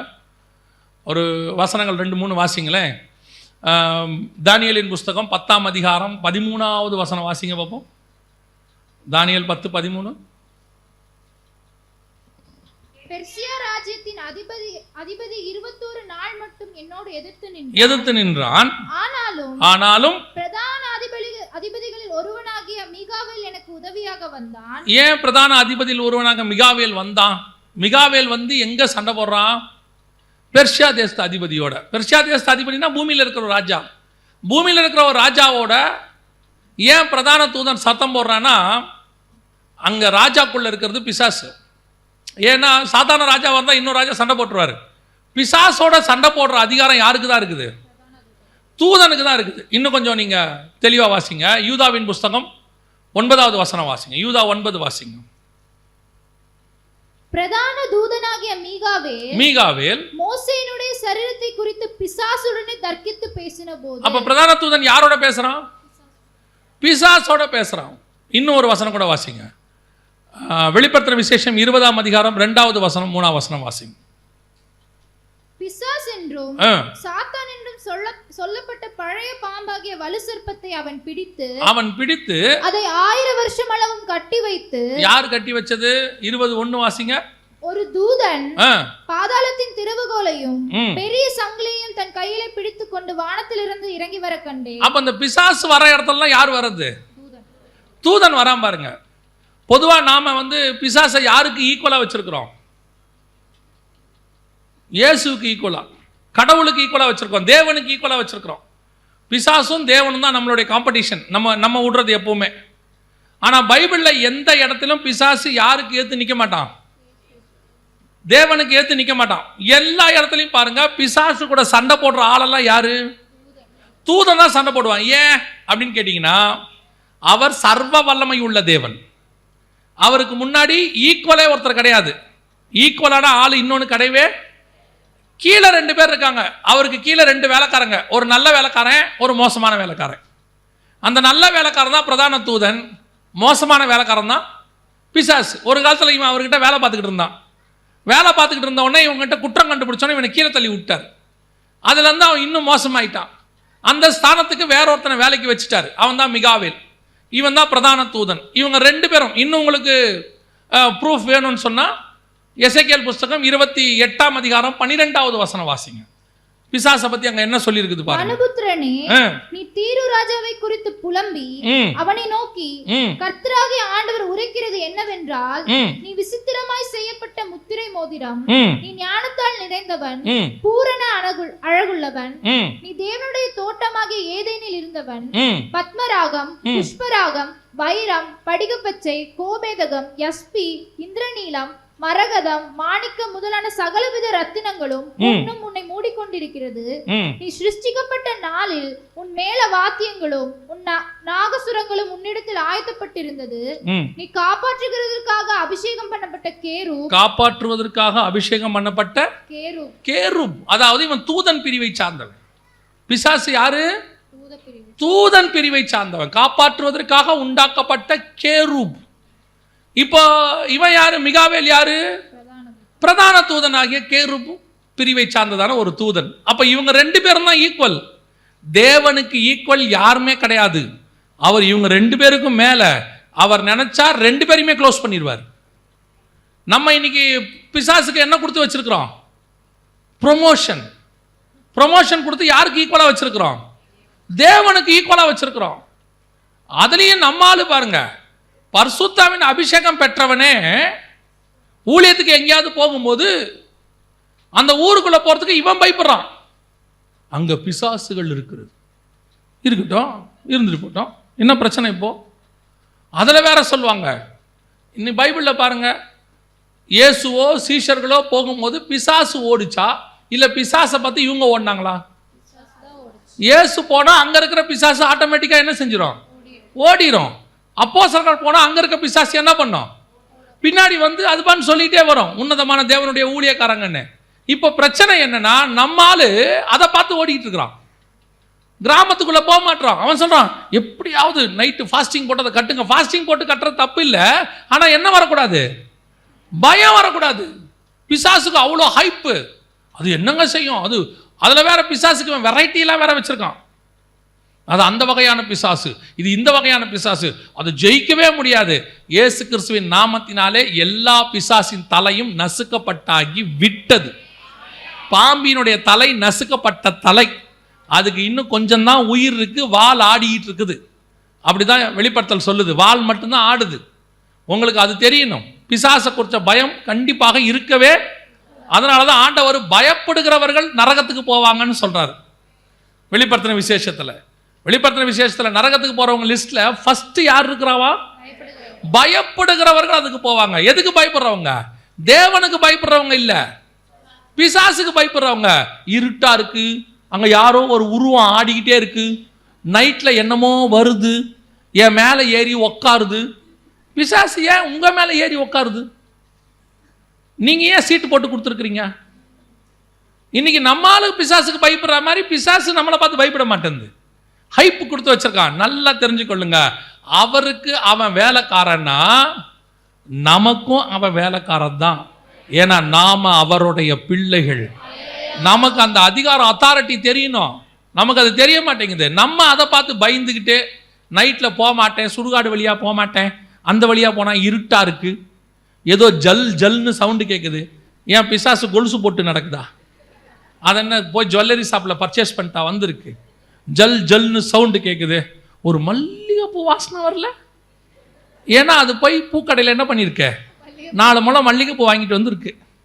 அதை விட இன்னொன்று சொல்கிறான், அது ஒரு வெள்ளை ஜாக்கெட் போட்டு வெள்ளை புடவை, அதனால் பெண்டிகாஸ்டல் பிசாசா? அது ஒயிட் அண்ட் ஒயிட்டில் வந்து நிற்கிறதுக்கு. கவனிச்சு கொள்ளுங்க, பிசாசு தலை நசுக்கப்பட்டது. அது தேவனுக்கும் ஈக்குவல் கிடையாது, உங்களுக்கும் எனக்கும் ஈக்குவல் கிடையாது. அது பணிவிடை செய்கிற தூதர்களுக்கு ஈக்குவலான நிற்குது. இந்த அதிகாரம் உங்களுக்கு தெரிஞ்சிட்டாலே போதும், நீங்கள் பிசாசை ஈஸியாக மேற்கொள்ள முடியும். அல்லேலூயா. உங்களுக்கு தெரியணும். சிலர்லாம் வந்து பேசும்போது, சிலர்லாம் சொல்லும் போது சொல்லுவாங்க, பிரதர் இந்த பிசாசு எங்களை போராடுது. ஏன் போராடுது? நீங்கள் தேவனுடைய பிள்ளை, நீங்கள் எழுந்திரிச்சு நின்னீங்கன்னா எப்பேற்பட்ட கோலியாத்தும் கீழே விழணும். அதுதான் கர்த்தர் நமக்கு முன்பாக வச்சிருக்கிறது. கோலியாத்தை ஏன் வச்சிருக்கிறான்னா தாவீது ராஜாவாகிறதுக்காக வச்சிருக்கிறார். வேற ஏதாவது அவன் பண்ணானா? வந்தான் செத்தான், அதுக்கு தான் கோலியாத். அதே மாதிரி தான் நிறைய பிசாசை கர்த்தர் அதுக்கு தான் வச்சிருக்கிறாரு. வந்தா ஓடுவான், அவ்வளோதான். நீங்களும் நானும் அதை ஜெயிப்பதற்காக கர்த்தர் வச்சிருக்கிறார். சரி, இப்போ ஏன் நமக்கு பிரதான தூதன் சவுண்டு போடுறான்? பிரதான தூதன் வர இடத்துலலாம் யார் வருவா? பிசாசு வரும். அப்ப இந்த இடத்துல ஒரு சவுண்ட் வருது பாருங்களேன். 1 Thessalonians 4:16 என்ன சொல்லுது? கர்த்தர் தாமே ஆரவாரத்தோடும் பிரதான தூதனுடைய சத்தத்தோடும். ஏன் இந்த இடத்துல பிரதான தூதனுடைய சத்தம் வருது? நம்ம ஏன் இந்த வருகை நடக்கிற அந்த நிமிஷத்துல இவன் ஏன் சவுண்ட் போடுறான் அப்படின்னு கேட்டீங்கன்னு சொன்னா அதுக்கு ஒரு காரணம் இருக்கிறது. நல்லா கவனிங்க. நீங்களும் நானும் மறுரூபமாகி போகும் பொழுது, நான் சொல்றது புரியுதா? மறுரூபமாகி போகும் பொழுது நாம் ஒரு லேயரை கடந்து தான் மேலே போக போகிறோம். எந்த லேயர்னா வானமண்டலத்தின் பொல்லாத சேனைகள். இது மேலே ஒரு இடத்துல இருக்கு. இந்த வானமண்டலத்தின் பொல்லாத சேனைகளை எல்லாம் கிராஸ் பண்ணி தான் நீங்களும் நானும் எங்கே போக போகிறோம்? பரலோகராயத்துக்குள்ளே போக போகிறோம். அப்படி நீங்களும் நானும் போகும்போது இந்த வானமண்டலத்தின் பொல்லாத சேனைகள் உங்களை என்னையும் தடுக்கக்கூடாது என்று சொன்னால், இந்த ஆத்துமாக்கள் பரலோகத்துக்கு போகிறத தடுக்கக்கூடாதுன்னு சொன்னால், அந்த சேனைகளை, வானமண்டலத்தின் பொல்லாத சேனைகளை கிளியர் பண்ணி ரூட்டை ரெடி பண்ணி கொடுக்கறடைய வேலை யாருடைய வேலை? பிரதான தூதனுடைய வேலை. என்னங்க நீங்கள் ஒரு புது கதை சொல்கிறீங்களா? பார்க்கறதுக்கு அப்படி இருக்கானா? இல்லை. வெளிப்படுத்தின விசேஷம் 12ஆம் அதிகாரம் வாசிங்க. வெளிப்படுத்தின விசேஷம் 12ஆம் அதிகாரம். இந்த வருகை நடக்கிறது, பிரதான தூதனுடைய சத்தம், 7வது எக்காலம் ஊதப்படுறது 10-11 நடக்குது. நல்லா தெரிஞ்சுக்கணுங்க. 10ஆம் அதிகாரத்திலையும் 11ஆம் அதிகாரத்திலையும் நடக்குது. 11ஆம் அதிகாரத்தில் எல்லாரும் கூட்டி சேர்க்கப்படுறாங்க. 18வது வசனத்தில் நீங்கள் பார்த்தீங்கன்னு சொன்னால், அது சிறியோர் பெரியோர் பலனளிக்கிறதுக்கும் பூமியை கெடுத்தவர்களை கெடுக்கிறதுக்கும் காலம் வந்தது என்று சொல்லி தேவனை தொழுது கொண்டார்கள். இதுக்கு முன்னாடி தான் 7வது எக்காலம் ஊதப்படுது. அவன் என்ன சொல்றான் பாருங்க, கடைசி எக்காலம் துணிக்கும் போது தேவன் அவர்களுக்கு சொன்ன சுவிசேஷ ரகசியம் நிறைவேறும். 10:6 வாசிங்க பார்ப்போம். 10:6. இல்லம்மா 10:6. இனி காலம் செல்லாது. ஆனாலும் தேவன் தம்முடைய ஊழியக்காரராகிய தீர்க்கதரிசிகளுக்கு சுவிசேஷமாய் அறிவித்தபடி 7ஆம் தூதனுடைய சத்தத்தின் நாட்களிலே, 7ஆம் தூதனுடைய தூதனுடைய சத்தத்தின் நாட்களிலே அவன் எக்காலம் ஊதுகிற போது, 7ஆம் தூதன் என்ன ஊதுறான்? தூதனுடைய சத்தமும் அடுத்து என்ன இருக்குது? இந்த ரெண்டும் வேற எங்க படிச்சோம்? 1 Thessalonians 4:16 படிச்சோம். பிரதான தூதனுடைய சத்தமும் தேவ எக்காலமும். இங்க அழகா அப்படியே இருக்குது. 7ஆம் தூதனுடைய சத்தத்தின் போது, எக்காலம் ஊதுகிற போது தேவ ரகசியம் நிறைவேறும். எந்த ரகசியம் நிறைவேறும்? இதோ நான் உங்களுக்கு ஒரு ரகசியத்தை சொல்லுகிறேன். நாம் எல்லோரும் நித்திரை அடைகிறதில்லை. கடைசி எக்காலம் தொனிக்கும் போது அந்த வசனத்தினுடைய ஈக்குவல் இங்க இருக்கு. அப்படி நடக்கும்போது, நல்லா கவனிங்க, அப்படி சம்பவிக்கும் போது 11ஆம் அதிகாரத்தில் எல்லாரும் சேர்க்கப்படுறாங்க, கூட்டி சேர்க்கப்படுறாங்க. இந்த சம்பவத்தை எக்ஸ்பிளைன் பண்ணும்போது வசனம் சொல்லுது, 12ஆம் அதிகாரம், நல்லா கவனிங்க, 12ஆம் அதிகாரம் 7வது வசனத்தையும் 8வது வசனத்தையும் வாசிங்க. வானத்திலே யுத்தம் உண்டாயிற்று, வானத்திலே யுத்தம் உண்டாயிற்று, மிகாவேலும் அவனை சேர்ந்த தூதர்களும் வலுசர்ப்பத்தோட யுத்தம் பண்ணினார்கள். வலுசர்ப்பமும் அதை சேர்ந்த தூதரும் யுத்தம் பண்ணியும் ஜெயங்கொள்ளவில்லை. வானத்தில் அவர்கள் இருந்த இடமும் காணப்படாமற் போயிற்று. அடுத்து வாசிங்க. உலகம் அனைத்தையும் மோசம் போக்குகிற பிசாசு என்றும் சாத்தான் என்றும் சொல்லப்பட்ட பழைய பாம்பாகிய வலு சர்ப்பம் தள்ளப்பட்டது. அது பூமியிலே விழ தள்ளப்பட்டது. இப்ப இந்த சம்பவத்தை நல்லா கவனிச்சு பாருங்க. வானத்துல சண்டை யாருக்கு யாருக்கு நடக்குது? மிகாவேலுக்கும் பிசாசுக்கும் அவனை சார்ந்த தூதர்களுக்கும். இந்த சண்டை நடந்து முடியும் போது வானத்தில் அவர்களுக்கு இருந்த இடம் காணாமல் போயிற்று. அது எங்கே தள்ளப்பட்டது? பூமியில். அடுத்த 7 வருஷம் அவங்க பூமியில் ஆட்சி செய்ய போறாங்க. உபத்திரவ காலம் தொடங்குது. அதுக்கு முன்னாடி எக்காலம் ஊதுது, கடைசி எக்காலம் துணிக்குது, கடைசி தூதனுடைய சத்தம், எல்லாரும் சிறியோர் பெரியோர் எல்லாம் புறப்பட்டு போறாங்க. இந்த சம்பவம் தான் 1 தெசலோனிக்கேயர் 4, 16, 17 இருக்கு. அதனுடைய விவரம் தான் 11ஆம் அதிகாரம் 12ஆம் அதிகாரம் வெளிப்படுத்தின விசேஷத்துல இருக்கு. இப்ப மேல போகும்போது இந்த பிரதான தூதனுடைய சத்தம் எதுக்காகன்னு கேட்டீங்கன்னா, நடுவுல ஒரு பெரிய குரூப் நிக்குது. எந்த குரூப் நிக்குது? பிசாசும் அவனை சேர்ந்த வானமண்டலத்தின் பொல்லாத சேனைகளும். இப்போ பிரதான தூதன் அங்கே ஒரு யுத்தத்தை செய்து ரூட்டை கிளியர் பண்ணி, தேவனுக்குரியவர்கள் வருகிறார்கள், வழியை விடுங்கன்னு சொல்லி அந்த ரூட்டை கிளியர் பண்ணி உங்களையும் என்னையும் பரலோகத்துக்கு அனுப்புகிற சத்தம் தான் பிரதான தூதனுடைய சத்தம். அல்லேலூயா! எவ்வளோ பெரிய ஆசீர்வாதம் பாருங்க. நீங்கள் பார்த்துருப்பீங்க, பெரிய பெரிய முதலமைச்சர் பிரதமர்லாம் வரும்போது பார்த்தீங்கன்னு சொன்னால், ஒரு பக்கம் 2 பக்கமும் ஜனங்க நின்றுக்கிட்டு இருப்பாங்க. அவன் சந்தோஷமா ஆரவாரம்றானா கருப்பு கொடி காட்டுறானா நமக்கு தெரியாது. 2 பக்கமும் ஜனங்க நிற்பாங்க. ஆனால் எந்த ஜனங்க நின்னாலும் வரப்போகிற அந்த விஐபிக்கும் ஜனங்களுக்கும் நடுவில் இன்னொரு கூட்டம் நிற்கும். எந்த கூட்டம் நிற்கும் தெரியுமா? இந்த 2 பேரும் சேர்ந்துடாம விஐபியை இவங்ககிட்ட இருந்து பாதுகாக்கிற ஒரு பாதுகாப்பு கூட்டம் நிற்கும். யார் அது? போலீஸாக இருக்கலாம், மிலிட்ரியாக இருக்கலாம். ஏன்னா வர்ற ஆளை பொறுத்து தான் அது. நான் சொல்கிறது புரியுதா? வர்ற ஆள் முதலமைச்சராக இருந்தால் போலீஸ் நிற்பாங்க. வர்ற ஆள் பிரதமராக இருந்தாங்கன்னா ஜெட் பிரிவு பாதுகாப்புன்னு வேற ஒரு ஆள் நிற்பாங்க. வர்ற ஆள் அமெரிக்க ஜனாதிபதியாக இருந்தால் சிஐஏல வந்து நிற்பாங்க. ஆனால் அதையும் தாண்டி வர்ற ஆட்கள் கர்த்தருடைய மனவாட்டியாக இருந்தா பரலோகத்தின் தூதனே வந்து நின்று வழியை ஆயத்தம் பண்ணி உங்களை எண்ணியும் கொண்டு போய் பரலோக ராஜ்யத்துக்குள்ளே நுழைய வைக்க போகிறான். அப்படின்னா இந்த கூட்டம் எப்பேற்பட்ட கூட்டம் பாருங்க. உங்களுக்கும் எனக்கும் எப்படி ஒரு ராஜ பாதையை கர்த்தர் போட்டு வச்சிருக்கிறார் பாருங்க. நீங்களும் நானும் அவரை சந்திக்க போகும்போது 2 பக்கமும் எதிர்ப்பாளர்கள் நிற்கிறாங்க. தப்பிச்சிட்டானுங்களேடா இவனுங்களை எப்படியாவது மோசம் போக்கிடலான்னு நினச்சோமே. நீங்களும் நானும் போகும்போது கூட்டத்திலேருந்து பிசாசு கத்துவான். நான் நினைக்கிறேன், இவெல்லாம் பரலோகத்துக்கு போகிறான்டா, இந்த பயலெல்லாம் போவிடக்கூடாதுன்னு நான் எவ்வளோ முயற்சி பண்ணேன்னு தெரியுமா? கருப்பு கொடி காட்டுறவங்க இவங்கெல்லாம் நமக்கு. இவெல்லாம் போவான்னு எதிர்பார்க்கவே இல்லை. நானாக இருந்தால் திரும்பி சொல்லுவேன், நானே எதிர்பார்க்கலடா போவேன். எனக்கே தெரியுமே நம்ம யாருன்னு சொல்லி. கர்த்தர் உங்களையும் என்னையும் செலக்ட் பண்ணதுக்கு காரணம் நீங்களும் நானும் நீதிமான் என்பதனால் அல்ல, நம்முடைய முற்பிதாக்கள் நீதிமான் என்பதனால் அல்ல. என் தேவனாகிய கர்த்தர் எனக்கு ரத்தம் சிந்தின ஒரே ஒரு காரணத்தினாலே மட்டும்தான் எனக்கு இந்த வாய்ப்பு கிடைத்திருக்கிறதே ஒழிய என்னுடைய நீதியோ பரிசுத்தமோ நான் செய்த தான தர்மமோ என் தகப்பன் தாய் செய்த நற்கிரியைகளோ கிடையவே கிடையாது. என் தேவனாகிய கர்த்தர் ஒருவர் எனக்காக சிந்தின ரத்தம் மட்டும். யோசிச்சு பாருங்க, பரலோகத்தில் இயேசு எந்திரிச்சு மத்தியாகாயத்தில் நிற்கிறார். அப்படி வாங்க ரிசீவ் பண்ணுறதுக்கு நிற்கிறாரு. ஒரு பக்கம் 2 பக்கமும் பிசாசு கூட்டம் நின்றுகிட்டு இருக்கு. அவங்க 2 பேருக்கு நடுவில் பிரதான தூதனுடைய சத்தம், டே வழிவிடுறா எல்லாம் நகரு. அவன் சொல்லுவான், கர்த்தரால் மீட்கப்பட்டவர்கள் வருகிறார்கள், கர்த்தருடையவர்கள் வருகிறார்கள். இந்த கூட்டத்தில் தான் நீங்களும் நானும் இருக்க போகிறோம். எவ்வளோ சந்தோஷம் பார்த்தீங்களா? நான் எப்பவுமே இந்த செய்தியை மட்டும் என் லைஃப்பில் மறக்கவே மாட்டேன். காரணம் என்னென்னா, எனக்கு திருப்பி ஆவியானவர் சொல்லிகிட்டே இருப்பார், அந்த கூட்டத்தில் நீ இருக்கணும், பறந்து போகிற கூட்டத்தில் இருக்கணும். எவ்வளோ ஊழியம் பண்ணி எவ்வளோ தான தர்மம் பண்ணியோ அல்லது என்ன மேன்மையான காரியங்கள் செய்தோம், இந்த கூட்டத்தில் மட்டும் நீங்களும் நான் இல்லாமல் போயிட்டா அதை விட பரிதபிக்கப்பட்ட நிலைமை வேறு ஒன்றுமே கிடையாது. ஏன்னா அதுக்கு பிறகு பிசாசு 7 ஆண்டுகள் எங்கே தள்ளப்படுது? பூமியில் தள்ளப்பட்டு உபத்திரவ காலம் ஆரம்பிக்குது. அதுக்கு முன்னாடி தான் கர்த்தர் உங்களை என்னையும் மீட்டுக்கிட்டு போக போகிறார். அப்போ நீங்களாலும் எவ்வளோ விசேஷம் பாருங்கள். நான் யோசித்து பார்த்தேன், அந்த காலத்தில் ராஜாக்கள் வரும்போது என்ன பண்ணுவாங்களாமா, 2 பக்கமும் சேவகர்களை கையில் ஈட்டி பிடிச்சிக்கிட்டு நிற்பாங்களாம். ராஜா கோயிலுக்கு எங்கேயாவது போவாராம், 2 பக்கமும் நிற்பாங்களாம். ஜனங்கள்லாம் ஆரவாரம் பண்ணிக்கிட்டு இருப்பாங்களாம். ராஜா குதிரையில் அப்படி போயிட்டே இருப்பாராம். யாரும் அவரை தொற்றாமல் பார்த்துப்பாங்களாம்.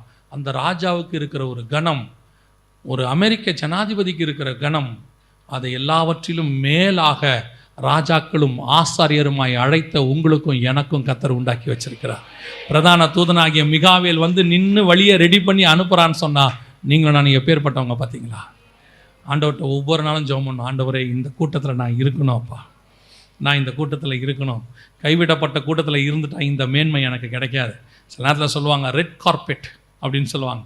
சிவப்பு கம்பளம் விரித்து வெளிநாட்டிலேருந்து யாராவது வந்தாங்கன்னா அவர் ஃப்ளைட்லேருந்து இறங்கும் போது பார்த்தீங்கன்னா ஒரு ரெட் கார்பெட் போட்டிருப்பாங்க. ஏதாவது ஒரு மீட்டிங்க்கு வராங்கன்னா அவர் ரெட் கார்பெட் போட்டிருப்பாங்க. அவர் அந்த ரெட் கார்பெட் நடந்து வருவார், மற்றவங்க எல்லாம் இருப்பாங்க. அது ஒரு கணம், ரெட் கார்பெட். நமக்கு ரெட் கார்பெட் இல்லை, ஸ்கை கார்பெட். வானத்திலே ஒரு பெரிய கார்பெட் போட்டு வழியை ரெடி பண்ணி அவங்கள கூட்டிகிட்டு வாங்க கர்த்தர் அனுப்புகிறார். நீங்களான எவ்வளோ விசேஷத்தை கூட்டம் இல்லை? இதை நம்ம ஒவ்வொரு நாளும் யோசிக்கணும். இதை மறக்கவே கூடாது. அந்த செய்தியை நம்ம என்ன செய்யக்கூடாது? மறக்கவே கூடாது. ஆண்டவரே, ஒரு நாள் புறப்பட்டு நான் உண்மை சந்திக்கும்படி வருவேன். அதான் இவங்க நம்ம சாரண கொஞ்சம் அழகாக சொல்லுவாங்க, பறந்து புறா போல் சிறகடித்து பாடி சென்றோர் நாள் இளைப்பாறுவேன். அந்த பாட்டு ரொம்ப அருமையாக இருக்கும். நீங்கள் பார்த்தீங்கன்னா அவங்க அப்படியே அவங்களுடைய வாஞ்சை அந்த இடத்துல சொல்லுவாங்க, பறந்து புறா போல் சிறகடித்து பாடி சென்றோர் நாள் இளைப்பாறுவேன், பரலோக வாசல் பரமசியோன் பூரித்து என்னை வரவேற்குமே. எவ்வளோ பெரிய ஆசீர்வாதம் பாருங்கள். ஒரு பக்கம் இயேசு நின்று கூப்பிட்றாரு, தூதர்கள்லாம் வெயிட் பண்ணிக்கிட்டு இருக்கிறான். இந்த பக்கம் 2 பக்கமும் பிசாசு நிற்கிது, பிரதான தூதன் நிற்கிறான். அவைகளுக்கு நடுவில் நீங்களும் நானும் புறப்பட்டு மேலே போய் கொண்டு இருக்கிறோம். அதான் வசனம் சொல்லுது, கர்த்தரால் ஆசீர்வதிக்கப்பட்டவர்களே உள்ளே பிரவேசியுங்கள். அல்லேலூயா. நீங்கள் நானும் அந்த கூட்டம். கடைசியாக வாசிங்க பார்ப்போம் அந்த வசனத்தை. 1 தெசலோனிக்கேயர் 4:16-17 வாசிங்கள் பார்ப்போம். ஏனெனில் கர்த்தர் தாமே ஆரவாரத்தோடும் பிரதான தூதனுடைய சத்தத்தோடும் தேவ எக்காலத்தோடும் வானத்திலிருந்து இறங்கி வருவார். நல்லா கவனிங்க. 3வது சவுண்ட் என்ன சவுண்டு? தேவ எக்காலம்.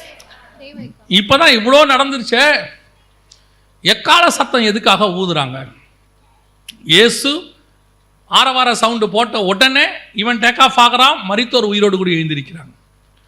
அப்படி புறப்பட்டு போயிட்டு இருக்கும்போது ஒரு பிரதான தூதனுடைய சவுண்டு, எல்லாம் வழிவிடு வழிவிடு வழிவிடு, தேவனுடைய வராங்க அப்படின்னு சொல்லி அந்த பிரதான தூதனுடைய சத்தம், அது அதிகாரம், அது வந்து ரூட் கிளியர் பண்ணுறது. சண்டை போட்டு எல்லாம் வழிவிடுறான். யாரும் நீங்கள் தெரியுமா, நம்மளை பிசாசு தடுக்குமா தடுக்காதானா? கண்டிப்பாக என்ன செய்யும்? தடுக்கும். எங்கே இருக்குதுன்னு கேட்டிங்கன்னு சொன்னால் நம்ம யூதா புஸ்தகம் 9ஆம் வசனத்தில் வாசித்தோம் இல்லையா? அங்கே பாருங்கள், தேவனே கொண்டு போய் மோசேவை அடக்கம் பண்ணினார்னு இருக்கு. அப்படி தானே இருக்குது. கர்த்தர் தான் கொண்டு போய் அவனை என்ன பண்ணார்? அடக்கம் பண்ணினார். ஆனால் மோசேயின் சரீரத்தை குறித்து அவன் என்ன பண்ணானா? தர்க்கம் பண்ணினான்னு இருக்கு. ஓ, கர்த்தர் சரீரத்தை கொண்டு போயிட்டாரியா? இவன் கேட்குறான், அந்த சரீரம் எங்க? அது பாதாளத்துக்கு வரணுமே, பாதாளத்தின் திறவுகோல் என் கையில் இருக்குதே, கணக்கு இன்னும் செட்டில் ஆகலையே, மோசேயின் சரீரத்தை கொடுங்கன்னு கேட்குறான். அதுக்கு அந்த தூதன் சொல்கிறான், கர்த்தர் உன்னை கடிந்து கொள்வாராங்க. இப்போ யோசிச்சு பாருங்க, கர்த்தர் கொண்டு போன சரீரத்துக்கு அவன் என்ன கேட்குறான்? கணக்கு கேட்குறான்.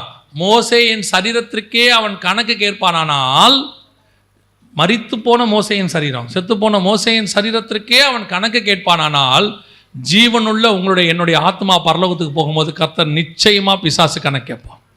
எவ்வளோ தடுக்க முடியுமோ என்ன செய்வான்? தடுப்பான். அப்படி தடுக்காம இருக்கிறதுக்கு தான் அந்த ரூட்டை கிளியர் பண்ணி நமக்கு சொல்றது யார் வர்றது? பிரதான தூதனுடைய சவுண்ட். கடைசியாக தேவ எக்காலத்தோடு. இந்த எக்கால சவுண்டு எதுக்காக ஊதப்படுது அப்படின்னு சொல்லி தியானிக்கும் போது கர்த்தர் எனக்கு ஒரு காரியத்தை சொல்லி கொடுத்தார். யோசுவாவின் புஸ்தகம் 6ஆம் அதிகாரம் 20வது வசனம் வாசிங்க. எக்காலங்களை ஊதுகையில், எக்காலங்களை ஊதுகையில் ஜனங்கள் ஆர்ப்பரித்தார்கள். ஜனங்கள் ஆர்ப்பரித்தார்கள். எக்கால சத்தத்தை ஜனங்கள் கேட்டு மகா ஆரவாரத்தோட முழங்குகையில் அலங்கம் இடிந்து விழுந்தது. அலங்கம் இடிந்து விழுந்தது. உடனே ஜனங்கள் அவரவர் தங்களுக்கு நேராக பட்டணத்தில் ஏறி பட்டணத்தை பிடித்து. இந்த சம்பவத்துக்கும் இதுக்கும் என்ன சம்பந்தம்? இந்த சம்பவத்தில் இது இப்படி இருக்கு. எனக்கு இந்த வசனத்தை கர்த்தர் உணர்த்தினார். இந்த வசனத்தை தியானிச்சுட்டே இருக்கும்போது ஆண்டவர் இந்த வசனத்தை உணர்த்துறார். இது என்னன்னா, அதுக்கு பிறகு இதுக்கு பின்னாடி உள்ள நிறைய விஷயங்களை கர்த்தர் சொன்னார். யார் ராகாப்பு, அவங்க ஏன் சிவப்பு கலர் கயிறு கட்டினாங்க, ஏன் 2 வேவுக்காரங்க வந்தாங்க, இஸ்ரவேல் ஜனங்க கானானுக்குள்ள நுழைஞ்ச உடனே ஏன் எரிகோவை பார்த்தாங்க, இப்படி ஒவ்வொன்றதுக்கு பின்னாடியும் நிறைய ஆவிக்குரிய சத்தியம் இருக்கு. நாம இப்போ அதுக்குள்ள போகல. ஆனா இந்த சம்பவத்தை வாசிச்சு ஆண்டவர் அதுக்கான ஒரு லிங்க் கையில கொடுத்தார். எக்காலம் ஊதுகையில் அலங்கம் இடிந்து விழும். அலங்கம் இடிந்து விழுந்த உடனே அவரவர்கள் தங்களுக்கு நேராக இருக்கிற பட்டணத்தை ஏறி பிடித்தார்கள். இந்த வசனத்தை கர்த்தர் உணர்த்துறார். இதனுடைய அர்த்தம் என்ன அப்படின்னு கேட்டீங்கன்னா, உங்களுடைய என்னுடைய ஆத்மாவானது இப்பொழுது ஒரு அலங்கத்துக்குள்ளே குடியிருந்து கொண்டிருக்கிறது. இப்போ நீங்களும் நானும் எதுக்குள்ள குடியிருக்கிறோம்? மண்ணால கட்டப்பட்ட ஒரு சரீரத்துக்குள்ளே குடியிருக்கிறோம். அங்கே உங்களுக்கு ஆரவார சத்தம் வந்து, பிரதான தூதனம் சத்தம் வந்து, எக்காலம் ஊதின உடனே இந்த அலங்கம் இடிந்து விழும். எந்த அலங்கம் இடிந்து விழும்? நம்முடைய சரீரம் மறுரூபமாகும். இது இல்லாமல் போகும். இது இல்லாமல் போய் நமக்கு நேராக இயேசு கிறிஸ்து நமக்கென்று ஒரு பட்டணத்தை கட்டி கொண்டிருக்கிறார். அவனுக்கு நான் ஒரு வாசஸ்தலத்தை ஆயத்தப்படுத்துகிறேன். அந்த வாசஸ்தலத்தை நோக்கி ஒவ்வொருத்தரும் புறப்படுவாங்க. எல்லாரும் போய் அவனுக்குரிய பட்டணத்தை பிடித்தாங்கிற மாதிரி ஒவ்வொருத்தரும் தனக்கு நேராக இருக்கிற தன்னுடைய வாசஸ்தலத்துக்குள்ள நுழைவாங்க. இப்ப வாசஸ்தலம்னா என்ன? வாசஸ்தலம்னா என்ன? உங்களுக்கு இந்த வாசஸ்தலத்துக்கு நிறைய விளக்கங்கள், தரிசனங்களை கொடுத்து வச்சிருக்கிறாங்க. சரியா? உங்களுக்கு தெரியும், நிறைய பேர் தரிசனத்தில் சொல்லியிருப்பாங்க, நீங்கள் போனீங்கன்னா பரலோகத்தில் உங்களுக்கு என்ன இருக்குது? வாசஸ்தலம். வாசல்னா என்னது? வீடு இருக்குது. இருக்கா இல்லையா? வீடு இருக்கா இல்லையா? பரலோகத்தில் வீடு இருக்குதா இல்லையா? ரோடு எப்படி இருக்குது? தங்கத்தில் இருக்குது. இப்போ நீங்கள் சொன்னதை மட்டும் எனக்கு வசனத்தில் எடுத்து கொடுத்துடணும். திருப்பி இப்போ நீங்கள் சொன்னீங்க தானே, ரோடு தங்கத்தில் இருக்கு, எனக்கு அங்கே வீடு இருக்கு. இதை மட்டும் வசனத்தில் திருப்பி கொடுத்துருங்க பார்ப்போம். பரலோகத்தில் தங்கத்தில் வீடு இருக்கு, ரோடு இருக்கு, எடுத்து கொடுங்க. எங்க இருக்கு? இருக்கா இல்லையா? அதையாவது சொல்லுங்க. இதுக்கு தான் உன்னை நம்பி நாங்கள் எதையும் பேசுறதே இல்லை அப்படிங்கிறீங்களா? வசனத்தில் எடுத்து இந்த இடத்துல பரலோகத்தில் உங்களுக்கு ஒரு வீடு இருக்கிறது, ரோடு கோல்டில் இருக்குதுங்கிறத மட்டும் சொல்லிடுங்கன்னு தான் கேட்டேன். பரலோகமே இல்லையா? இருக்கா? சரி, ஓகே, ரைட். வாசிங்க. வெளிப்படுத்தின விசேஷம் 21ஆம் அதிகாரம் 18-19 வாசிங்க. அதன் மதில் வச்சிரக்கல்லால் கட்டப்பட்டிருந்தது. நகரம் தெளிந்த பளிங்குக்கு ஒப்பான சுத்த பொன்னா இருந்தது. அப்ப இருக்குதா? இருக்கா? ஆனா எது நகரம்? நகரம் எந்த நகரம்? புதிய எருசலேம். இப்ப வாசிங்க 21ஆம் அதிகாரம் 10வது வசனம் வாசிங்க. பெரிதும் உயரமான ஒரு பர்வதத்தின் மேல் என்னை ஆவியில் கொண்டு போய் தேவனுடைய மகிமையை அடைந்த எருசலேம் ஆகிய பரிசுத்த நகரம் பரலோகத்தை விட்டு தேவனிடத்திலிருந்து இறங்கி வருகிறது. எனக்கு பரலோகத்தை விட்டு தேவனிடத்திலிருந்து இறங்கி வருகிறது. அப்ப பரலோகத்திலிருந்து வந்த புதிய எருசலேம்ல தான் என்ன இருக்குது? ரோடு கோல்டா இருக்குது. அங்க கூட வீடு இருக்குதுன்னு இல்ல, அங்க கூட உள்ள வீடு இருக்குன்னு இல்ல, அங்க கூட என்ன இருக்குது? ரோடு கோல்டா இருக்கு. நகரத்தின் வீதி சுத்த பசும் பொன்னாக இருந்தது. ஆனா பரலோகத்தினுடைய வீதி கோல்டா இருந்துச்சுன்னு எங்க இருக்கு? அப்படி எதுவும் இல்லை. ஏன் அப்படின்னா, பரலோகம் எப்படி இருக்கும்னே பைபிள்ல இல்லை. பரலோகத்தினுடைய ஒரே ஒரு சில காரியங்கள் மட்டும்தான் கொடுக்கப்பட்டிருக்கிறது. அங்கே ஒரு சிங்காசனம் உண்டு, சிங்காசனத்தை சுற்றி 4 ஜீவன்கள் உண்டு, 4 ஜீவன்களை சுற்றி 24 மூப்பர்கள் உண்டு, அங்கே 7 தீவெட்டிகள், அதாவது 7 தீபங்கள், 7 ஆவிகள் உண்டு, அதை சுற்றி கண்ணாடி கடல் உண்டு. அங்கே இவ்வளோதான் பரலோகத்தை பற்றின டிஸ்கிரிப்ஷன் இருக்குது. மற்றத்தை பற்றி, பரலோகத்தை பற்றி வசனம் சொல்லுது, அவர் நமக்கு நியமித்தவைகளை நம் கண்கள் காணவும் இல்லை, நம் காதுகள் கேட்கவும் இல்லை, அது மனுஷருடைய கற்பனைக்கு தோன்றவும் இல்லை. பரலோகத்தை விட்டு வந்த எருசலேம் எப்படி இருக்குது? கோல்டா இருக்குது, எல்லாம் இருக்குது. ஆனா பரலோகம் எப்படி இருக்குன்னு நமக்கு சொல்லல. இன்னைக்கு நிறைய பேர் இந்த ரெண்டுத்துக்கும் உள்ள டிஃபரன்ஸ் புரியாம பரலோகம் அப்படி இருக்கு, பரலோகம் இப்படி இருக்கு, பரலோகம். அதை விட பெரிய கொடுமை என்னன்னா, பரலோகத்தில் கர்த்தர் ஃபிளாட்ஸ் கட்டி இருக்கிறாருங்கிறான். பரலோகத்தில் எதுக்கு வீடு? நீ இப்ப சொல்லுங்க, பரலோகத்தில் எதுக்கு வீடு? பரலோகத்தில் இரவும் இல்லை, பகலும் இல்லை. கரெக்ட் தானே? அங்கே ஆணும் இல்லை, பெண்ணும் இல்லை, கொள்வினையும் இல்லை, கொடுப்பனையும் இல்லை. அப்புறம் எதுக்கு வீடு? உங்களுடைய பூமிக்குரிய சிந்தனையை அப்படியே எதுக்கு நேரா திருப்பிட்டாங்க? பரலோகத்துக்கு நேரா. இதையும் தாண்டி எங்க ஊழியத்துக்கு கொடுத்தா பரலோகத்தில் உங்களுக்கு நாங்கள் வீடு வாங்கி வச்சிருக்கோம். எங்க ஊழியத்துக்கு கொடுக்குறவங்களுக்கு பரலோகத்தில் முன்னுரிமை, ஃபர்ஸ்ட் ப்ரிஃபரன்ஸ். ஆண்டவர் வேற சொல்லியிருக்கிறாராம், நீ ஊழியத்துக்கு கொடுக்குறவங்கள ஜீவ புஸ்தகத்தில் எழுதி வச்சிரு. உன்னுடைய ஊழியத்துக்கு கொடுக்குறவங்களுக்கு என்ன பண்ணோம்? ஜீவ புஸ்தகத்தில் ஃபர்ஸ்ட் பேர் எழுதிரு. அவங்க வரும்போது நான் ப்ரிஃபரன்ஸ் கொடுத்துட்றேன். எப்படி ஏமாத்திருக்கான் பாருங்க. அப்போ கர்த்தர் எதை சொல்றாரு? வாசஸ்தலம்னா என்ன அப்படின்னு கேட்டா வசனம் தெளிவா சொல்லுது, அழிவுள்ளதான இது அழியாமையும், சாவுக்கேதுவான இது சாவாமையும் தரித்து கொள்ளும். இதை நீங்க கல்றைக்கு ஏதோ போய் ஒரு வசனமா வாசிட்டு வந்துட்டீங்க. அதோடைய அர்த்தம் என்னன்னா, கர்த்தர் இந்த பூமியில மனுஷனை உண்டாக்கும் போது அவனுடைய ஆத்மா, அவருடைய ஜீவ ஆத்மா அவனுக்கு கொடுக்க போறாரு. இந்த ஆத்மாவுக்கு இந்த பூமியில டெம்பரவரியா ஒரு வீடு உண்டாக்குனாரு. அந்த வீட்டுக்கு பேர் தான் மண்ணால் சரீரப்பட்டு செய்யப்பட்ட இந்த சரீரம். ஆண்டவர் ஆதாமுக்கு வீடு கட்டி கொடுக்கல. இவ்வளோ செஞ்சு கொடுத்த ஆண்டவர் ஆதாமுக்கு என்ன பண்ணி கொடுத்துருக்கணும்? ஒரே ஒரு வீடு, டபுள் ரூமை போட்டு கொடுத்துருந்தாருன்னா, அட்டாச்சு பாத்ரூமோட, ஒரு பிரச்சனையும் இல்லை, வாட்டர் ப்ராப்ளம் இல்லை, 4 ஆறு ஓடிக்கிட்டு இருந்துச்சு, போர் போட வேண்டிய அவசியம் இல்லை. ஒரே ஒரு வீடு 2 பெட்ரூமோட கட்டி கொடுத்தா பிரச்சனை ஓவர். எல்லாத்தையும் ரெடி பண்ண ஆண்டவர் அதெல்லாம் ரெடி பண்ணல பாருங்க. அவனுடைய ஆத்மாவுக்கு சரீரத்தை உண்டு பண்ணி கொடுத்தா, அதுதான் அவன் வாழ்ற வீடு, அவன் ஆத்மா. இப்போ இது எம்டி ஜெகனா, ஆத்மா எம்டி ஜெகனா? இந்த சரீரத்துக்கு பேர் எம்டி ஜெகனா, ஆத்மாவுக்கு பேர் எம்டி ஜெகனா? இந்த சரீரத்துக்கு பேர் தான் எம்டி ஜெகன். இது செத்த உடனே அது செத்த உடனே இதுக்கு பேர் எது? அது. எப்போ எடுப்பீங்க? என்னைக்காவது கேட்டிருக்கானா? சாரை எப்போ எடுப்பீங்க? சார் எப்போ எடுப்பீங்க? நம்மளை தான் சாரும்பா. அதை எப்போ எடுப்பீங்க? பாடி வந்துடுச்சா? பாஸ்டர் வந்துட்டாரான்னு உயிரோடு இருக்கும்போது தான் கேட்பான்.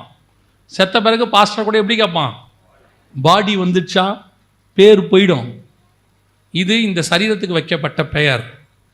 இந்த ஆத்மாவுக்கு கர்த்தர் வேறொரு வீடு வச்சிருக்கிறாரு. நீ இந்த டெம்பரவரியாக வாழ்கிறதுக்கு தான் இந்த மண்ணால் செய்யப்பட்ட வீடு. அழிவுள்ளதான இது அப்படியே அலங்கம் இடிந்து விழுந்து மறுரூபமாகி, அழிவுள்ளதான இது அழியாமையை தரித்து கொள்ளும். வேறொரு வாசஸ்தலம், இன்னொரு சரீரத்தை கர்த்தர் நமக்கு ரெடி பண்ணிக்கிட்டு இருக்கிறாரு. ஒரு நாளில் ரெடி பண்ணி கொடுத்த சரீரம் தான் பூமியில் இருக்கிறது. 2000 வருஷமா ரெடி பண்ற சரீரம் தான் பரலோகத்தில் இருக்கிறது. அந்த சரீரத்தை நோக்கித்தான் நீ நானும் பிரயாணப்பட போறோம். இது நேரா போய் அந்த அலங்கம், இது இடிந்து விழும் இந்த அலங்கம், இதோட நாம மர்ரூம் ஆயிடுவோம். அதுக்கப்புறம் இந்த சரீரத்துக்கு என்ன இருக்காது? அடையாளம் இருக்காது. இது ரத்தமும் மாம்சமும் எதை பிரவேசிக்காது? பரலோக ராஜ்யத்தை பிரவேசிக்காது. அவ்வளவுதான். ரத்த மாம்சம் பரலோகத்தை சுதந்திரிக்காது. அப்ப அது உள்ள போகாது. இது அப்படியே மாறிடும். இதோட இது முடிஞ்சிடும். அதனாலதான் யோவான் எழுதும் போது என்ன சொல்றார்? 1 யோவான் 3ஆம் அதிகாரம் 2வது வசனத்தை வாசிங்க பார்ப்போம். 1 யோவான் 3ஆம் அதிகாரம் 2வது வசனம். பிரியமானவர்களே, இப்பொழுது தேவனுடைய பிள்ளைகளாய் இருக்கிறோம், இனி எவ்விதமாய் இருப்போம் என்று வெளியரங்கமாகவில்லை. ஆகிலும் அவர் வெளிப்படும் போது அவர் இருக்கிற வண்ணமாக நாம் அவரை தரிசிப்பதினால் அவருக்கு ஒப்பாக இருப்போம். இயேசு கிறிஸ்து இந்த பூமியில் வரும்போது அவருக்கு ஒரு சரீரம் கொடுக்கப்பட்டது. அவருடைய ஆத்மாவானது சரீரத்துக்குள் இருந்தது. ஒரு நாள் வந்தது, இந்த சரீரத்தை, அலங்கத்தை இடித்து விட்டு அவர் அழிவில்லாத தன்னுடைய சரீரத்துக்குள் போய்விட்டார். ஆவியாக மாறிட்டார். கர்த்தர் எப்படி இருக்கிறாரு? ஆவியாய் இருக்கிறார். அதே போல ஒரு சரீரத்தை அவருக்கு ஒப்பாக இருப்போம். அதே போல ஒரு சரீரத்தை உங்களுக்கும் எனக்கும் கர்த்தர் உண்டு பண்ணி கொண்டிருக்கிறார். ஒரு நாள் வரும், எக்காலம் துணிக்கும், இந்த மண்ணான சரீரமானது இடிக்கப்பட்டு அலங்கம் இடிந்து விழுந்து அழிவுள்ளதான இது அழியாமையும், சாவுக்கு ஏதுவான இது சாவாமையும், தனக்கு நேராக உள்ள பட்டணத்தை எனக்கென்று நியமிக்கப்பட்டிருக்கிறதான என் ஆவிக்குரிய சரீரத்தை நோக்கி நான் உள்ளே போய் பதுங்கிக் கொள்வேன். அந்த சரீரத்திற்கு அழிவில்லை, அதற்கு மரணம் இல்லை, அது நித்தியமான சரீரம். அதனால தான் இயேசு சொல்றாரு, நீங்கள் தேவ தூதர்களைப் போல இருப்பீர்கள். அல்லேலூயா. இந்த சத்தியம் தெரியாம உன்னை ஏமாத்தி திரியிறான். உனக்கு வீடு இருக்குது, அங்க இருக்கு, எதுக்குடா வீடு? அதுல வேற ஒருத்தர் போய் தரிசனத்துல சொல்றாரு, வீட்டு வாசல்ல போர்டு போட்டிருந்துச்சான். போர்டு எதுக்கு போடுவோம்? யாரும் நம்ம வீட்டை ஆட்டையை போடக்கூடாதுன்னு தான் போர்டை போடுவோம். பரலோகத்தில் யார் உன் வீட்டை எடுக்க போகிறான்? யாராவது கொரியர்காரன் வந்து பார்சல் கொடுக்கறதுக்கு தான் போர்டு வச்சுருப்போம். அங்கே யார் கொரியர்காரன் பார்சல் கொடுக்க போகிறான்? ஆண்டவர் உன்னுடைய சரீரத்தின் மேலேயே உன் நாமத்தை எழுதுவேன்னு சொல்லி வச்சிருக்கிறார். அவன் வீட்டு மேலே பேர் எழுதி, அங்கே இரவும் கிடையாது பகலும். இங்கே எதுக்கு வீடு? இப்போ சொல்லுங்கள், இங்கே வீடு எதுக்கு? இங்கே வாழ்கிறதுக்கு, நைட்டில் தூங்கிறதுக்கு வீடு வேணும், மழை வந்தால் வீடு வேணும், வெயில் அடித்தா வீடு வேணும், ஒரு குடும்பம் இருக்குது அதனால் வீடு வேணும், என்னை தேடி வருவாங்க அதனால் வீடு வேணும். அங்கே எதுவுமே இல்லையே, எதுக்கு வீடு? உன்னுடைய ஆவிக்குரிய புத்தியை மங்கடிச்சிட்டான். உங்களை பூமிக்குரியதான அந்த அதுக்கேற்ற மாதிரி உங்களுடைய ஆவிக்குரிய எண்ணத்தை மாற்றி வச்சுட்டான். நீங்களும் என்ன நினச்சிக்கிட்டு இருக்கிறீங்க? அங்கே போய் நம்ம வீட்டில் குடியிருப்போம், தங்கத்தினாலான. எதுக்கு? தங்கத்திலேயே வீடு இருந்தால் என்ன பண்ணுவீங்க? தங்கத்திலே இருக்கட்டும், என்ன பண்ண போறீங்க? பரலோகத்தில் தங்கத்தை வச்சு என்ன பண்ண போறீங்க? இங்க தங்கம் இருந்தா என்ன பண்ணுவீங்க? போட்டுக்கிட்டு கல்யாணத்துக்கு போவீங்க. அங்க அந்த வழியும் இல்லை. தங்கம் இருந்தா இங்க என்ன பண்ணுவீங்க?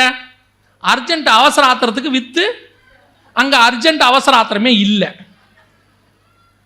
தங்கம்ன உடனே பரலோகத்துல தங்கமா? உனக்கு எதுக்கு அதை தங்கம்னு சொல்லியிருக்கிறாருன்னா, நீ தலைக்கு மேல வச்சிருக்கிற தங்கம்னு நினைக்கிறிய, அது புதிய எருசலேம்லயே காலுக்கு கீழே இருக்குதுடா. அதுவே காலுக்கு கீழே இருக்குதுன்னா தலைக்கு மேல இருக்கிற ஆசீர்வாதம் எப்படி இருக்கும் பாருங்கிறார். நீ இங்க உச்சமா நினைக்கிற ஆசீர்வாதமே அங்க காலுக்கு கீழே இருக்கும். ஆண்டவர் சொல்றார், ஸ்திரீகளிடத்தில் பிறந்தவனிடத்தில் யோவான் ஸ்நானகனை போல ஒருவனும் இல்லை. ஆனால் பரலோகத்தில் இருக்கிறவனை பார்க்கும் பொழுது கடைசியா இருக்கிறவன் யோவான் ஸ்நானகனை கூட பெருசா இருப்பான். அதே தான் கர்த்தர் சொல்றாரு, நீ பூமியில தங்கம் தங்கம் தங்கம்னு அலைஞ்சு லாக்கர்ல பூட்டி சாவிய தலகாணி அடியில வச்சு நைட்டு தலகாணிக்கு மேல தலையை வச்சுக்கிறிய, அந்த தங்கம் புதிய எருசலேம்லயே காலுக்கு கீழே இருக்கும். புதிய எருசலேம்லயே அது காலுக்கு கீழே இருக்கும்னா பரலோகத்துல எனக்கு இருக்குது. என்ன இருக்குது? அதெல்லாம் உனக்கு சொன்னாலாம் புரியாது. உன்னுடைய இந்த 350 கிராம் மூளைக்கு அது ஏறவே ஏறாது. அங்க வந்தா மட்டும்தான் தெரியும். உன் கண்கள் காணவும் இல்லை, உன் காதுகள் கேட்கவும் இல்லை. அங்க வந்து பாருங்கிறார் ஆண்டவரு. இதத்தான் பவுல் சொல்றாரு, எல்லாத்தையும் விடுங்கடா, நான் அங்க போறேங்கிறாரு. நான் போவது எனக்கு நலமாயிருக்கு, நான் வாஞ்சிக்கிறேன். ஏன்? எனக்கு வச்சதை நான் பார்த்துட்டேன். அவர் கூட்டு போய் பாரடைஸ்ல எல்லாத்தையும் காத்திட்டாரு. அவ்வளவு மகத்துவத்தை கர்த்தர் உனக்கு எனக்கும் மேல வச்சிருக்கிறாரு. யோசித்து பாருங்க, ஒரே ஒரு நாள்ல ஒரு 2 மணி நேரத்துல தான் அந்த சரீரத்தை ஆண்டவர் செஞ்சிருப்பாரு நான் நினைக்கிறேன், என்னுடைய அறிவுக்கு உட்பட்டு. ஏன்னு சொன்னா 6ஆம் நாள்ல கர்த்தர் 3 படைப்பு படைச்சார். ஆதியாகமம் 1:24 இருக்கு. 3 படைப்பு. தேவனாகிய கர்த்தர் நாட்டு மிருகங்களையும் ஊரும் பிராணிகளையும் காட்டு மிருகங்களையும் தங்கள் தங்கள் ஜாதியின்படி உண்டாக கடவுள் சொல்லிட்டாரு. நாட்டு மிருகம், காட்டு மிருகம், ஊரும் பிராணி படைச்சிட்டாரு. இது 6வது நாள்ல முடிச்சிட்டு அதுக்கப்புறம் கர்த்தர் யாரை படைக்கிறாரு? மனுஷனை படைக்கிறார். ஸோ நம்ம தான் லாஸ்ட் செகண்ட் ஹாஃப்ல படைச்சிருப்பாரு. மதியானத்துக்கு மேல ஒரு உதாரணத்துக்கு ஃபர்ஸ்ட் ஹாஃப்ல அதெல்லாம் முடிச்சுட்டு செகண்ட் ஹாஃப்ல ஃபைனலி நம்ம முடிஞ்சதோட எல்லாமே முடிஞ்சிச்சு. ஒரு 6வது நாள்ல கொஞ்ச நேரத்துல படைச்ச மனுஷனாகிய உங்களும் எனக்குமே 6000 வருஷமா இந்த சரீரத்தை ஆராய்ச்சி பண்றான், இன்னும் கண்டுபிடிக்க முடியல என்ன இருக்குன்னு. இந்த உயிர் எங்க இருக்குன்னு தெரியல, ரத்தம் எப்படி ஓடுதுன்னு தெரியல. இது பார்த்து பிரமிக்கிறான். ஒரு அரை மணி நேரம் ஒரு நாள்ல செஞ்ச சரீரத்துக்கே இவ்வளவு பிரமிப்பு இருக்குமானால் 2000 வருஷமா கர்த்தர் உனக்கும் எனக்கும் ஒரு சரீரத்தை செஞ்சுக்கிட்டு இருக்கிறாரு. அந்த சரீரம் எப்படிப்பட்டதாக இருக்கும் யோசிச்சு பாருங்க பார்ப்போம்.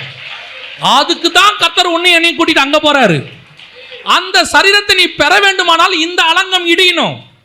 இதை வச்சுக்கிட்டு அதுல இருக்க முடியாது. ஒண்ணு இது இல்ல அது. அதுக்கு தான் வசனம் சொல்லுது, நித்திய ஜீவனை சுதந்திரிக்கணும்னா நீ என்ன செய்யணும்? சாகணுங்கிறார். நீ செத்துரு, இதுல செத்துரு, அதுல வாழ வச்சிடுறேங்கிறார் கர்த்தர். நித்திய ஜீவனுக்குள்ள கொண்டு போயிடுறேன். நீ இதுக்கு வாழ்ந்துகிட்டே இருந்தீன்னா, நிறைய பேர் இன்னும் இதுக்கே தான் வாழ்றான். இதை பத்திரமா பார்க்கணும், தப்பே கிடையாது. இது கர்த்தர் நமக்கு கொடுத்தது, போற வரைக்கும் இதை பத்திரமா பார்த்துக்கணும். ஆனா சில ஆள் இதை மட்டுமே பார்த்துக்கிட்டு இருப்பான். நான் சொல்றது புரியுதா? டேக் கேர் பண்ணுங்க, இதை கரெக்டாக எடுத்துக்கங்க, நல்லா வச்சுக்கோங்க, நல்லா ஒழுங்காக சாப்பிடுங்க, நல்லா தூங்குங்க. ஆனால் ஒரு சிலர் இதுக்கே தன் வாழ்நாள் மொத்தத்தையும் செலவு பண்ணுவான். அப்படியே முடி உதிர்ந்துராமல் இருக்கிறதுக்கு அதுக்கு ஒரு ஷாம்பு, இதுக்கு ஒரு ஷாம்பு, நெத்திக்கு ஒன்று, கண்ணுக்கு ஒன்று, மூக்குக்கு ஒன்று, வாய்க்கு ஒன்று, பல்லுக்கு ஒன்று, கழுத்துக்கு ஒன்று, எல்லாம் போட்டு ஆடு. என்ன பண்ணாலும் கொரோனா வந்தோன்னா கதை முடிஞ்சு, டோட்டல் ஓவர். ஒருத்தர் எந்த பெண்ணை பார்த்தாலும் வேணாம் வேணாம் வேணான்னு சொன்னார். அவர் சொன்ன ஒரே கிரைட்டீரியா, பொண்ணுக்கு பின்னாடி முடி நீளமாக இருக்கணும்னார். எல்லாம் முன்னாடி பார்த்து கல்யாணம் பண்ணால் இவர் பின்னாடி பார்த்து கல்யாணம் பண்ணார். முடி எப்படி இருக்கணும்? நீளமாக இருக்கணும். கடைசியாக அவர் விரும்பினபடி நல்ல நீளமாக முடி இருக்கிற ஒரு பொண்ணை கல்யாணம் பண்ணாங்க. அவருக்கு ஒரே சந்தோஷம். மனைவிட்ட எப்பவும் சொல்லார், பின்னை முன்னாடி போடுமாம்பார். அவர் மனைவிக்கு எவ்வளோ முடிங்கிறத எல்லாருக்கும் என்ன செய்யணும்?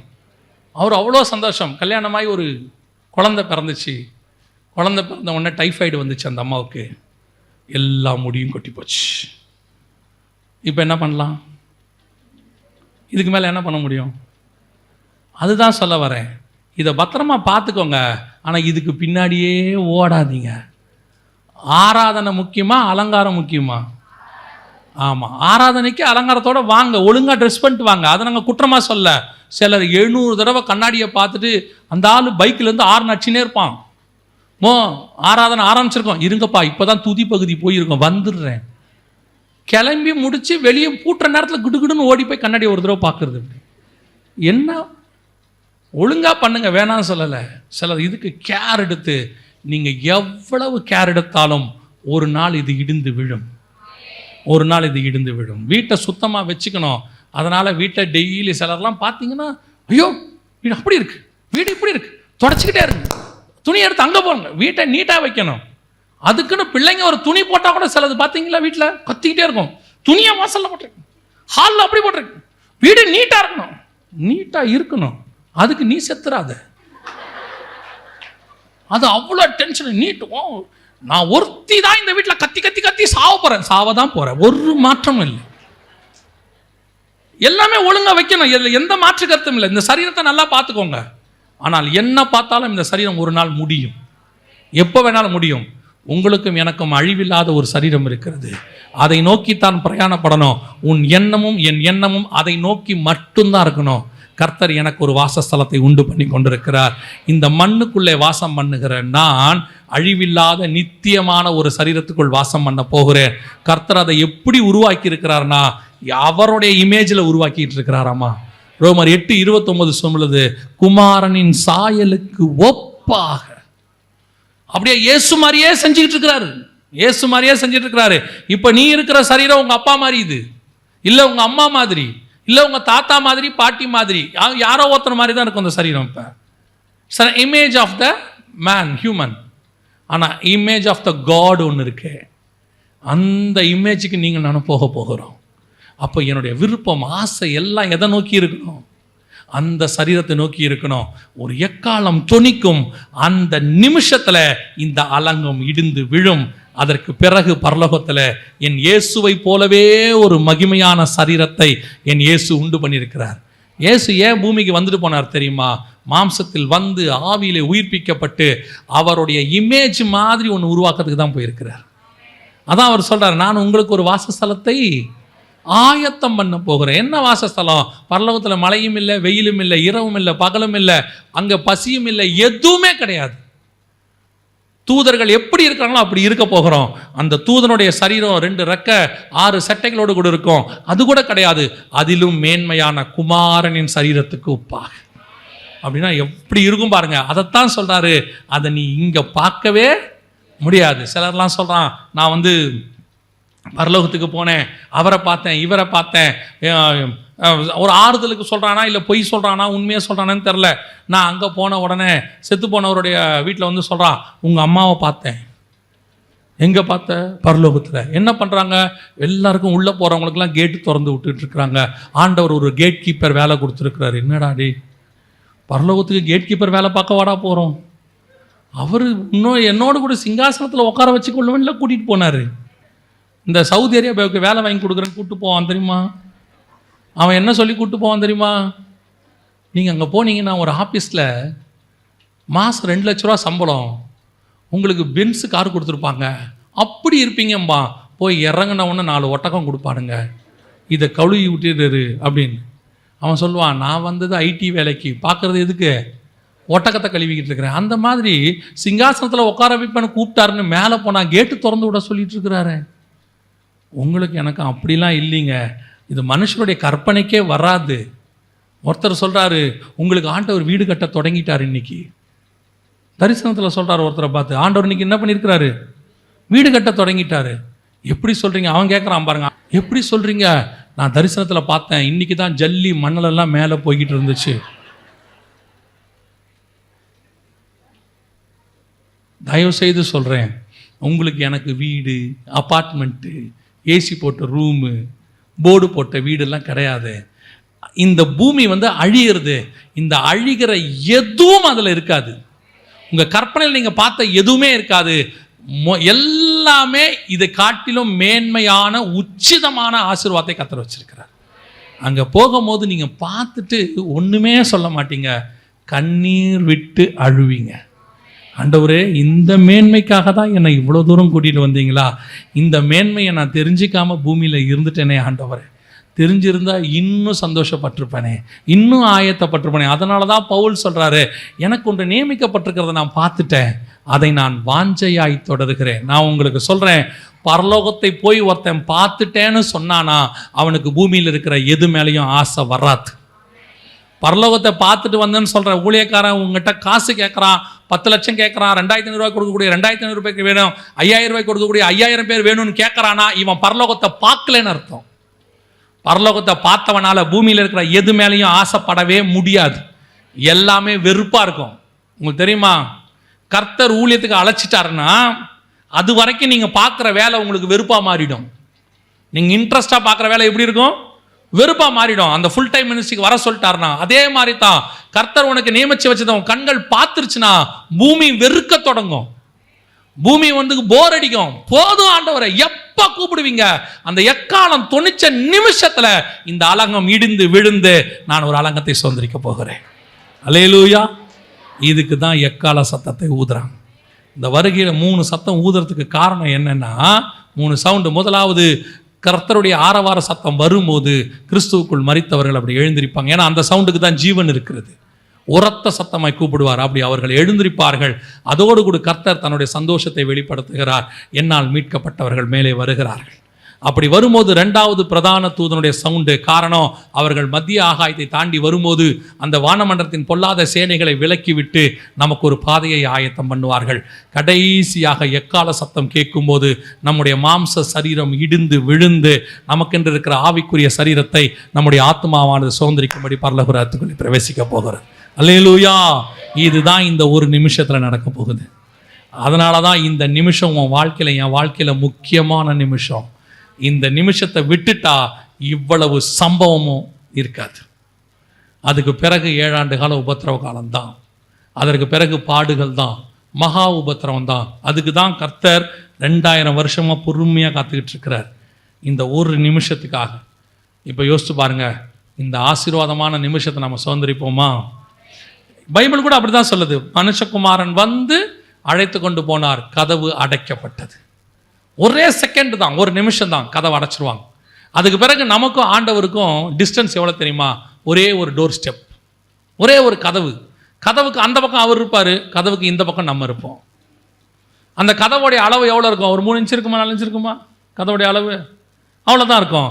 ஆனால் சூழ்நிலையே வேறு. கதவுக்கு அந்த பக்கம் இருந்தால் பரலோகம், கதவுக்கு இந்த பக்கம் இருந்தால் உபத்திரவம். உன்னுடைய உபத்திரவத்தையும் நித்திய சந்தோஷத்தையும் நிர்ணயம் பண்ண போகிற டிஸ்டன்ஸு ஒரு 3 இன்ச் தான். நீ காத்திருப்பாயானால் இந்த மகிமையான தருணத்துக்குள் நாம் பிரவேசிப்போம். நீங்கள் கொஞ்சம் தூங்கிட்டீங்க, கொஞ்சம் கத்தர் எழுப்பும் போது எக்கால சத்தம் கேட்காம போச்சு, ஆரவார சத்தம் கேட்கலன்னா அதற்கு பிறகு கர்த்தாவே கர்த்தாவேனால என்ன செய்யாது, கதவு திறக்காது. வெகு சீக்கிரத்தில் கர்த்தர் உன்னை என்னையும் மீட்கும்படி வரப்போகிறார். நம்முடைய ஆண்டவருடைய சத்தம் கேட்க போகிறது. கிறிஸ்துவுக்குள் மரித்தவர்கள் முதலாவது, ரெண்டாவது நீங்களும் நானும் மறுரூபமாக போகிறோம். அல்லேலூயா.